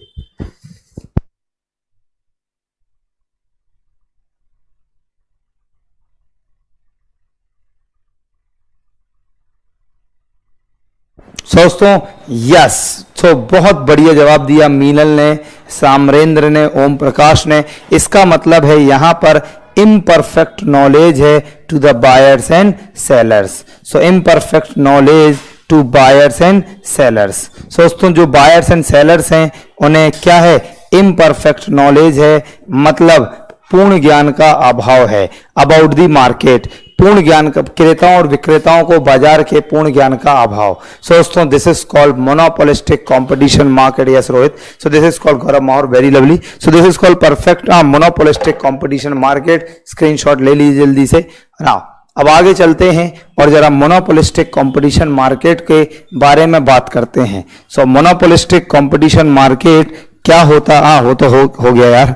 Now next and the another form of market को देखते हैं, जो एक और बड़ा मार्केट है। इसके बाद सिर्फ 1-2 मिनट के मार्केट्स हैं, 1-2 पॉइंट्स के मार्केट हैं, और आज की ये क्लास में मार्केट का टॉपिक पूरी तरीके से खत्म हो जाएगा और आप लोगों को मार्केट में आने वाले क्वेश्चंस के बारे में पूरा ज्ञान प्राप्त हो जाएगा। इसी तरीके से हम एक टॉपिक्स को कवर करेंगे और वंडरफुली इकोनॉमिक्स को खत्म करेंगे, जिससे जो बच्चों को इकोनॉमिक्स में डर लगता था, डर तो दूर की बात है बेटा, प्यार होना लगेगा, ये हमारी गारंटी है। लेकिन कंडीशन अप्लाई है कि आप लोग कितनी शिद्दत, कितनी ईमानदारी के साथ पढ़ते हैं। तो दोस्तों अब आप लोगों की शिद्दत और ईमानदारी विल डिसाइड कि आप लोगों को सब्जेक्ट से कितना प्यार हुआ, right. Okay, so what about the selling cost in this market. So Gaurav Mahaur बता दिया था, हाई सेलिंग कॉस्ट। अच्छा what in the monopoly market? So monopoly market में सेलिंग कॉस्ट का कोई फंडा नहीं है, ना तो वहां एडवर्टीजमेंट चाहिए, तो वहां भी हम कहेंगे नो या जीरो सेलिंग कॉस्ट, राइट माहौल, क्योंकि वहां पर क्या है, कुछ है ही नहीं, वहां पर कोई मार्केटिंग एडवर्टीजमेंट करनी नहीं, भैया कस्टमर खुद दौड़ दौड़ के आ रहा है बायर सेलर के पास, राइट ना, कॉमन सेंस। सो अल्पाधिकार बाजार ओलिगोपोली मार्केट क्या होता है? तो point number 1, only few but big sellers, only few but big sellers and large number of buyers. So दोस्तों इस वाले मार्केट में only few but big sellers and large number of buyers, मतलब यह एक ऐसा बाजार है कि जहां पर सिर्फ कुछ फ्यू 1 2 3 4 5 फ्यू सेलर्स हैं, but every seller is very big in size. So इस वाले बाजार में ओनली फ्यू, सिर्फ कुछ सेलर्स हैं, लेकिन every seller is very big in size, बहुत बड़ा है साइज में। सो this is called oligopoly market. मतलब क्या, जरा ध्यान से देखिए। सो एडवर्टीजमेंट करता है, ठीक है, वेरी वेरी लवली पॉइंट। सो जो इन्होंने कहा कि बहुत बढ़िया पॉइंट निकाला कि एलआईसी तो एडवर्टीजमेंट करता है, यस। तो मैं आप लोगों को बता दूं कि अगर हर पॉइंट हर मार्केट में सेटिस्फाई नहीं हो सकता, राइट। ऐसे अगर मैं बहुत सारे पॉइंट्स निकालूं तो वो नहीं निकलेंगे। जैसे बताऊं कि एलआईसी एडवर्टीजमेंट करता है, क्यों? क्योंकि वहां पर और भी बहुत सारी प्राइवेट कंपनीज एग्जिस्ट करती हैं। सो इसलिए कि कस्टमर्स को अपनी ओर अट्रैक्ट करता है। तो वहां पर एलआईसी के लिए जो सेलिंग कॉस्ट है, देखो वहां पे जो मोनोपोली मार्केट तो है, लेकिन जो एलआईसी के लिए सेलिंग कॉस्ट है वो हाई है। लेकिन जनरली मोनोपोली मार्केट में, जैसे अगर मैं बात करूं जैसे single doctor in my locality, तो जो मेरे क्षेत्र में डॉक्टर है वो एक मोनोपोली है, तो क्या कभी एडवर्टीजमेंट होती है? अगर मैं बात करूं जैसे वही हमने कहा राशन शॉप, क्या कोई एडवर्टीजमेंट होती है? अगर मैं कहूं इलेक्ट्रिसिटी प्रोवाइडर, क्या कोई एडवर्टीजमेंट होती है? क्या इंडियन रेलवेज कोई एडवर्टीजमेंट होती है? तो दोस्तों एलआईसी भी एक मोनोपोली है, मतलब गवर्नमेंट की तरफ से। वैसे तो पूरे इंडिया में देखें तो लाइफ इंश्योरेंस मार्केट में देखें तो एलआईसी की मोनोपोली नहीं है, लेकिन अगर हम गवर्नमेंट के पॉइंट ऑफ व्यू से देखें, सिर्फ सरकार के पॉइंट ऑफ व्यू से, तो सरकार की एलआईसी के अलावा कोई और कंपनी नहीं है। तो दोस्तों दिस इज कॉल्ड मोनोपोली। तो एलआईसी एडवर्टीजमेंट करता है, क्यों? क्योंकि जो इंश्योरेंस मार्केट है उसमें तो एलआईसी की मोनोपोली नहीं है गौरव जी। तो इंश्योरेंस मार्केट में एलआईसी की मोनोपोली नहीं है, लेकिन गवर्नमेंट के पॉइंट ऑफ व्यू से, सरकार की तरफ से देखें तो इंश्योरेंस कंपनी एक ही है। जैसे जनरल इंश्योरेंस कंपनी तो सरकार ने 3-4 बना रखी हैं, जीआईसी बना रखी है, वो एक एनपीसीआई, एनपीसीआई नहीं, जैसे ओरिएंटल इंश्योरेंस, ऐसी 3-4 कंपनीज हैं जो जनरल इंश्योरेंस प्रोवाइड कर रही हैं, right. So this is called monopoly. Abhishek Mehta, no किस बात का नो है अभिषेक? थोड़ा ऐसे एलैबोरेट करो और बताने की कोशिश करो कि आप क्या कहना चाह रहे हैं। सो ओके गौरव मारो, आप समझ गए हैं, गॉड ब्लेस यू। सो मुझे लगता है कि मैंने सही से एक्सप्लेन किया और मैंने आपको समझाया कि जो इंश्योरेंस मार्केट में एलआईसी देखें तो मोनोपोली नहीं है, लेकिन गवर्नमेंट के पॉइंट ऑफ व्यू से देखें तो लाइफ इंश्योरेंस में सिर्फ एक ही company, that is LIC, right ना। अभिषेक मेहता क्या कहना चाह रहे हैं बताइए ना। सो इस वाले मार्केट में जरा ध्यान से देखिए, ओनली फ्यू मतलब 1 2 3 4 5 6 7 8 आप काउंट कर सकते हैं, राइट। लेकिन हिस्ट्री की क्लास कब लगेगा सर? बहुत जल्दी लगेगा आनंद सिंह वाराणसी, चिंता ना करें। ऐसा तो है नहीं कि आप लोगों की क्लासेस बंद चल रही, ऐसा है नहीं कि आपकी कोई क्लास हो नहीं रही, तो एक साथ लगवाएंगे, आप बिल्कुल चिंता ना करें, राइट। और एक साथ आप इतने सारे सब्जेक्ट्स लगेंगे तो भसड़ भी फैल जाती बीच में और फ्रीक्वेंसी भी डेवलप नहीं हो पाती। इसलिए हम कोशिश कर रहे हैं, जैसे ज्योग्राफी खत्म करेंगे, साथ में इकोनॉमिक्स खत्म होगी, साथ में पॉलिटी एंड बायो वगैरह भी होगी। सो बाकी की जो क्लासेस हैं, हिस्ट्री, फिजिक्स एंड ऑल, तो ये सब हम लोग बहुत जल्दी और एक साथ खत्म करवा देंगे, तो आप बिल्कुल चिंता ना करें, राइट ना। ओके सो दोस्तों चलते हैं आगे। देखिए दोस्तों, इस वाले मार्केट में ओनली फ्यू मतलब सिर्फ कुछ सेलर्स हैं, सिर्फ कुछ सेलर्स हैं, लेकिन every seller is very big in size the and large number of buyer, तो उस बाजार को कहेंगे। हर एक थोड़े से सेलर हैं लेकिन हर एक सेलर बहुत बड़ा है साइज में। अगर आप इस वाले मार्केट का एग्जाम्पल पढ़ लें तो डैम श्योर पूरा का पूरा मार्केट अपने आप समझ में आ जाएगा। सो पहला एग्जाम्पल है टेलीकॉम इंडस्ट्री। तो दोस्तों इस वाले बाजार में देखिए दूर संचार उद्योग, टेलीकॉम इंडस्ट्री, तो पूरे हिंदुस्तान में जो टेलीकॉम इंडस्ट्री है, जो पूरे हिंदुस्तान में जो टेलीकॉम बाजार है, जैसे एयरटेल हो गया, वोडाफोन हो गया, रिलायंस हो गया, तो क्या बहुत सारी कंपनीज हैं? ना, क्या है? फ्यू कंपनीज हैं, बट एवरी कंपनी क्या है? बहुत बड़ी इन size. So this is called big sellers. मुझे लगता है 100% एग्जाम्पल सेटिस्फाई हो रहा है, राइट? यस। सो इसके अलावा अगर हम और एग्जाम्पल लें तो ऑटोमोबाइल इंडस्ट्री। सो दोस्तों जो ऑटोमोबाइल इंडस्ट्री है उसमें भी अगर हम देखें तो Honda, hyundai, Volkswagen, Tata, Mahindra, Maruti Suzuki, क्या लिमिटेड कंपनीज हैं, लेकिन every company is very big in size. So the market is called oligopoly market. चलिए दोस्तों इस मार्केट को थोड़ा और डिराइव करते हैं और डिफाइन करते हैं। तो इसमें एक और पॉइंट निकल के आता है और वो ये कि firms are highly interdependent on each other. इस वाले मार्केट में firms are highly interdependent on each other. फर्में एक दूसरे पर अधिक अंतर्निर्भर होती हैं।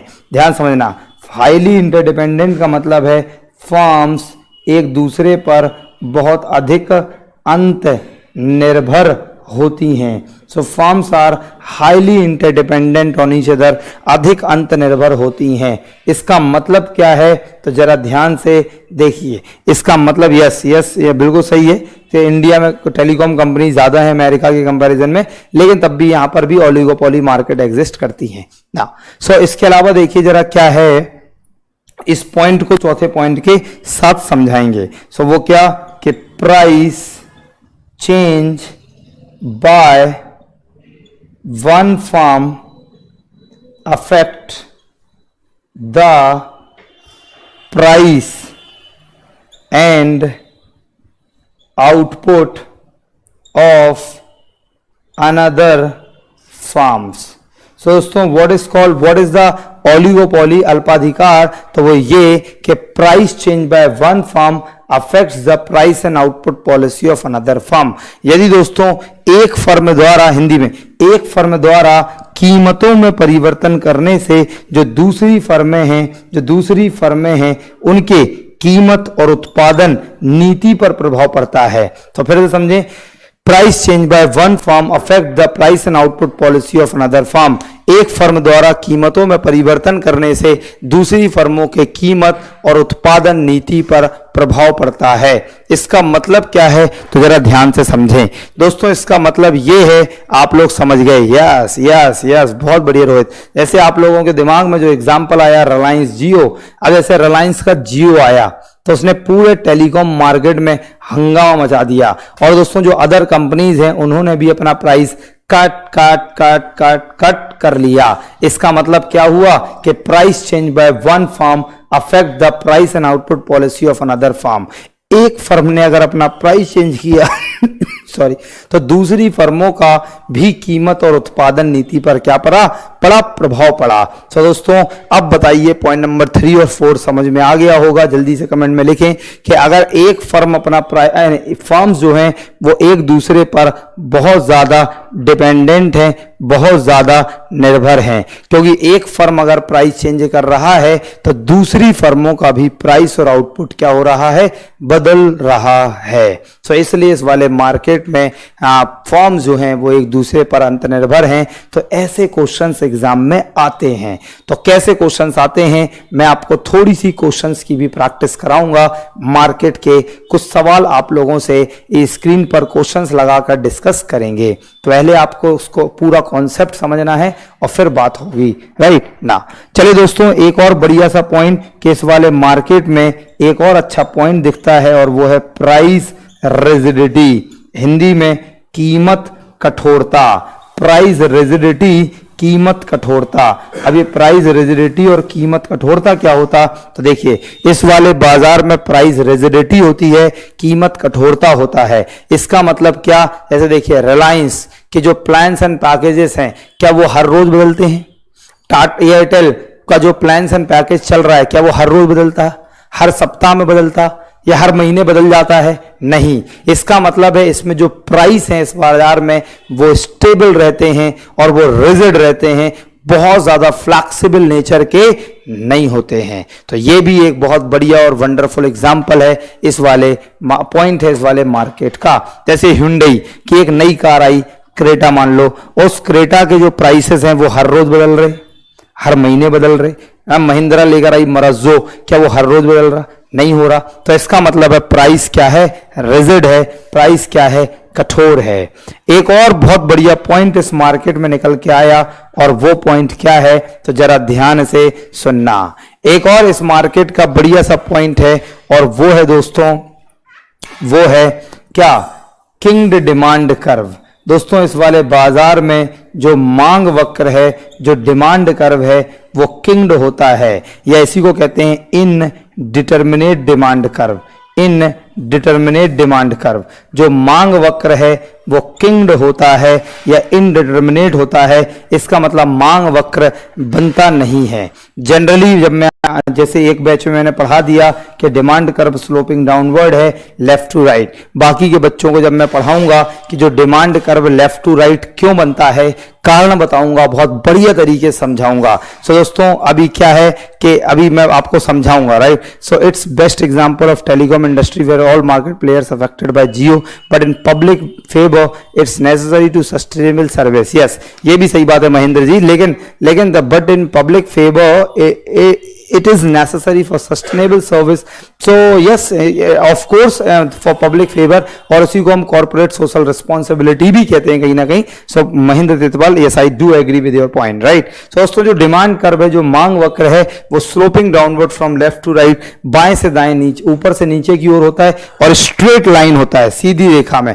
लेकिन जो इस बाजार का जो डिमांड कर्व है वो कुछ इस तरह का और किंग्ड आकार में होता है, कभी भी सीधा नहीं बनता। तो इसलिए हम कहते हैं किंग्ड, मुड़ा हुआ। क्यों? क्योंकि यहां पर हम दिखाते हैं क्वांटिटी डिमांड, मांग की मात्रा OX एक्सिस में, और OY एक्सिस में हम दिखाते हैं प्राइस। तो अगर एक फर्म का प्राइस ये है तो उसकी डिमांड ये, दूसरे का प्राइस ये, तो डिमांड बढ़ गई। तो दोस्तों अगर पॉइंट नंबर 3 और पॉइंट नंबर 4 को देखें कि price change by one firm affect the price and output policy of another firm, तो अगर एक फर्म प्राइस चेंज करेगी तो दूसरी फर्मों का आउटपुट, डिमांड वगैरह बदल जाएगी।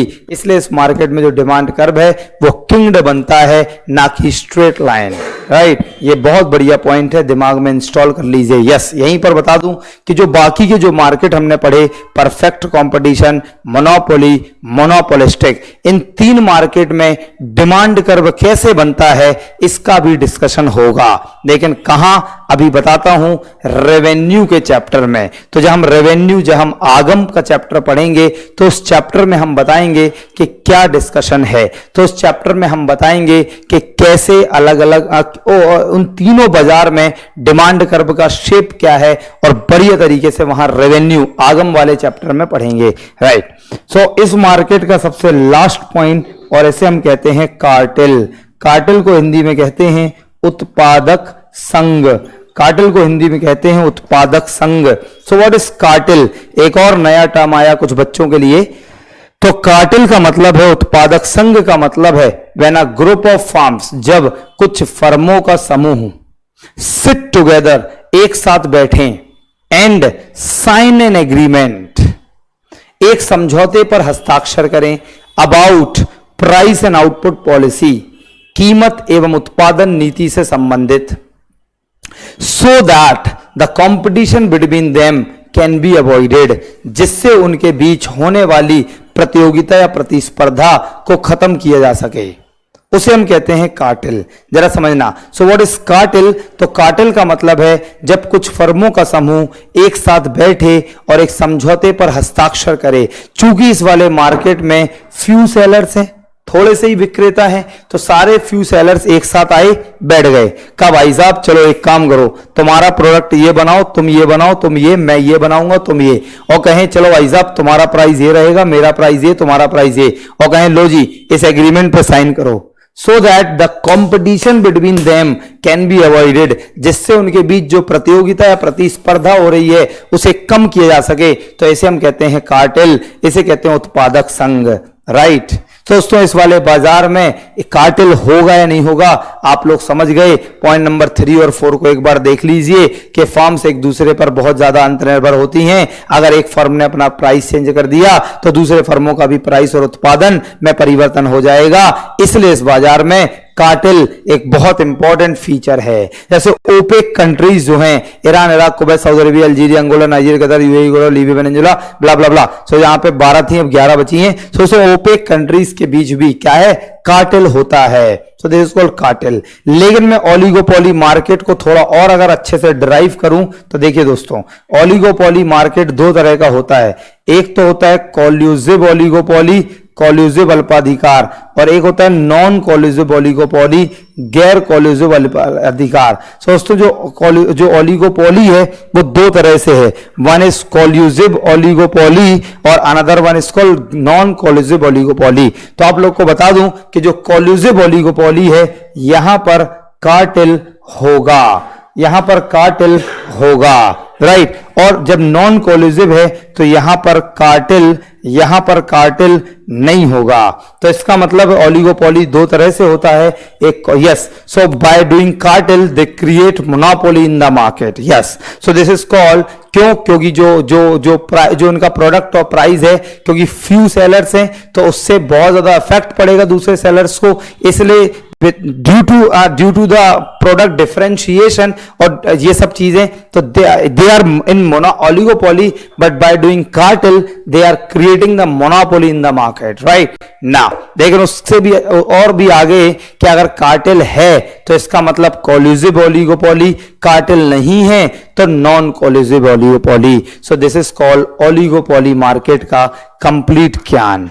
दोस्तों कुछ और पूछना है तो पूछ लीजिए, और जल्दी से 2-4-5 मिनट और आगे क्लास चलेगी और 2-4-5 मिनट अभी हम और डिस्कशन करेंगे। दोस्तों ये तो हो गए बड़े बड़े फॉर्म्स ऑफ मार्केट, ये हो गए बड़े बड़े बाजार के प्रकार, सो ये हो गए बड़े बड़े फॉर्म्स ऑफ मार्केट।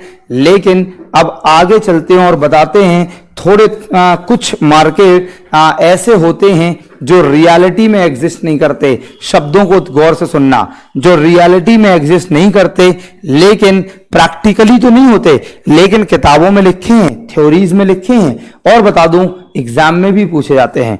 भले ही एग्जाम में क्वेश्चंस के रूप में ना आए, लेकिन एग्जाम में ऑप्शंस के रूप में जरूर होते हैं। जैसे देखिए दोस्तों, एक मार्केट होता है, इसको बोलते हैं डुओपोली, डुओपोली मार्केट।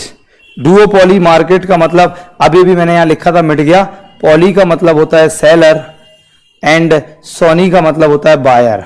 दोस्तों बिना बताए अब आप सब बता सकते हो, इतना आपको पढ़ा दिया। डुओपोली का मतलब है two sellers and many buyers, so this is called duopoly, two sellers and many buyers. तो एक ऐसा बाजार जहां बेचने वाले सिर्फ दो हों लेकिन खरीदने वाले बहुत सारे हों, राइट ना। सो एक्सटर्नैलिटी थ्योरी क्या होता है, यस ओम प्रकाश जी बताएंगे आपको ना। तो दोस्तों देखिए, जैसे इसका एग्जांपल अगर हम लें, तो Coke and Pepsi, so Coke and Pepsi are called what, so Coke and Pepsi are called duopoly market. मतलब एक ऐसा बाजार जहां पर दो सेलर्स हैं। तो अगर हम पूरे हिंदुस्तान में देखें तो सेलर्स सिर्फ दो हैं लेकिन बायर्स बहुत सारे हैं। सेलर्स सिर्फ दो हैं लेकिन बायर्स बहुत सारे हैं। So this is called Coke and Pepsi. तो सिर्फ दो सेलर हैं सो कोल्ड ड्रिंक मार्केट में। अगर किसी मन में आ रहा हो Thums up and blah blah ब्ला, तो दोस्तों वो कोक का ही प्रोडक्ट है। तो मेजर ब्रांड दो ही हैं, बाकी बहुत सारे और भी हैं। सो और वैसे ही मैंने कहा रियलिटी में एग्जिस्ट नहीं करते। एक और मार्केट हो गया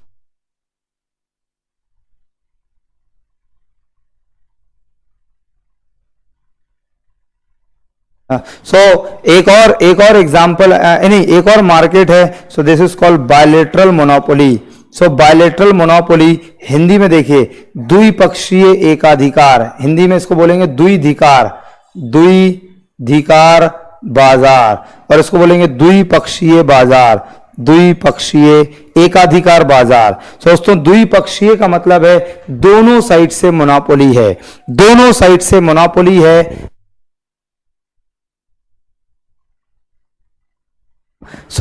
द्विपक्षीय बाजार, डुओपोली, बायलेटरल मोनोपोली का मतलब क्या हुआ कि जहां पर दोनों साइड से मोनोपोली हो, बायर की तरफ से भी मोनोपोली हो और सेलर की तरफ से भी मोनोपोली हो।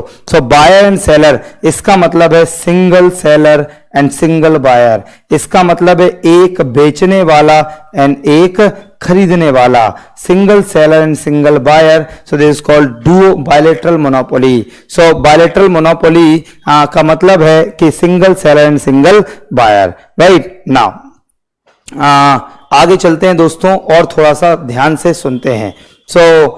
देखिए दोस्तों कि नेक्स्ट मार्केट क्या है, नेक्स्ट मार्केट है मोनोपसोनी।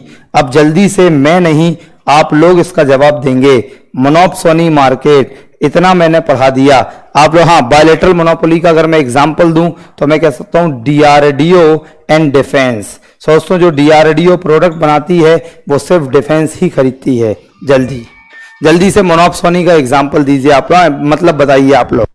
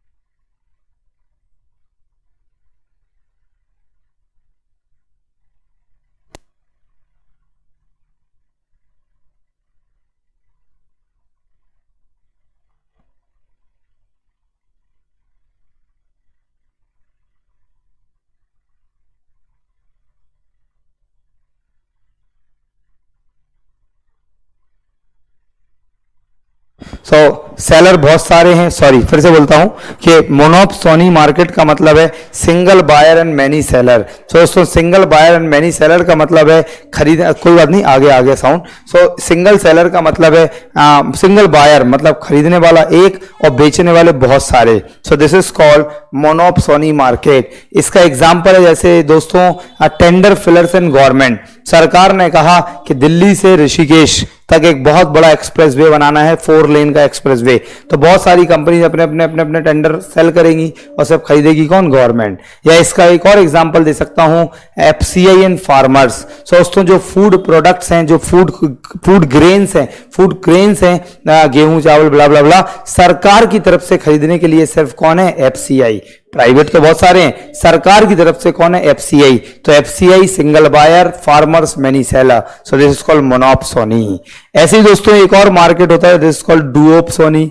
अब जितने भी मार्केट आएंगे आप उन्हें एक झटके में तुरंत की तुरंत आंसर दे देंगे। तो डुओपसोनी मतलब 2 बायर, सोनी मतलब buyer, 2 buyers and many sellers मतलब खरीदने वाले 2 और बेचने वाले बहुत सारे। इसका मेरे पास कोई एग्जाम्पल नहीं है, अगर आपके पास हो तो आप मुझे दे सकते हैं।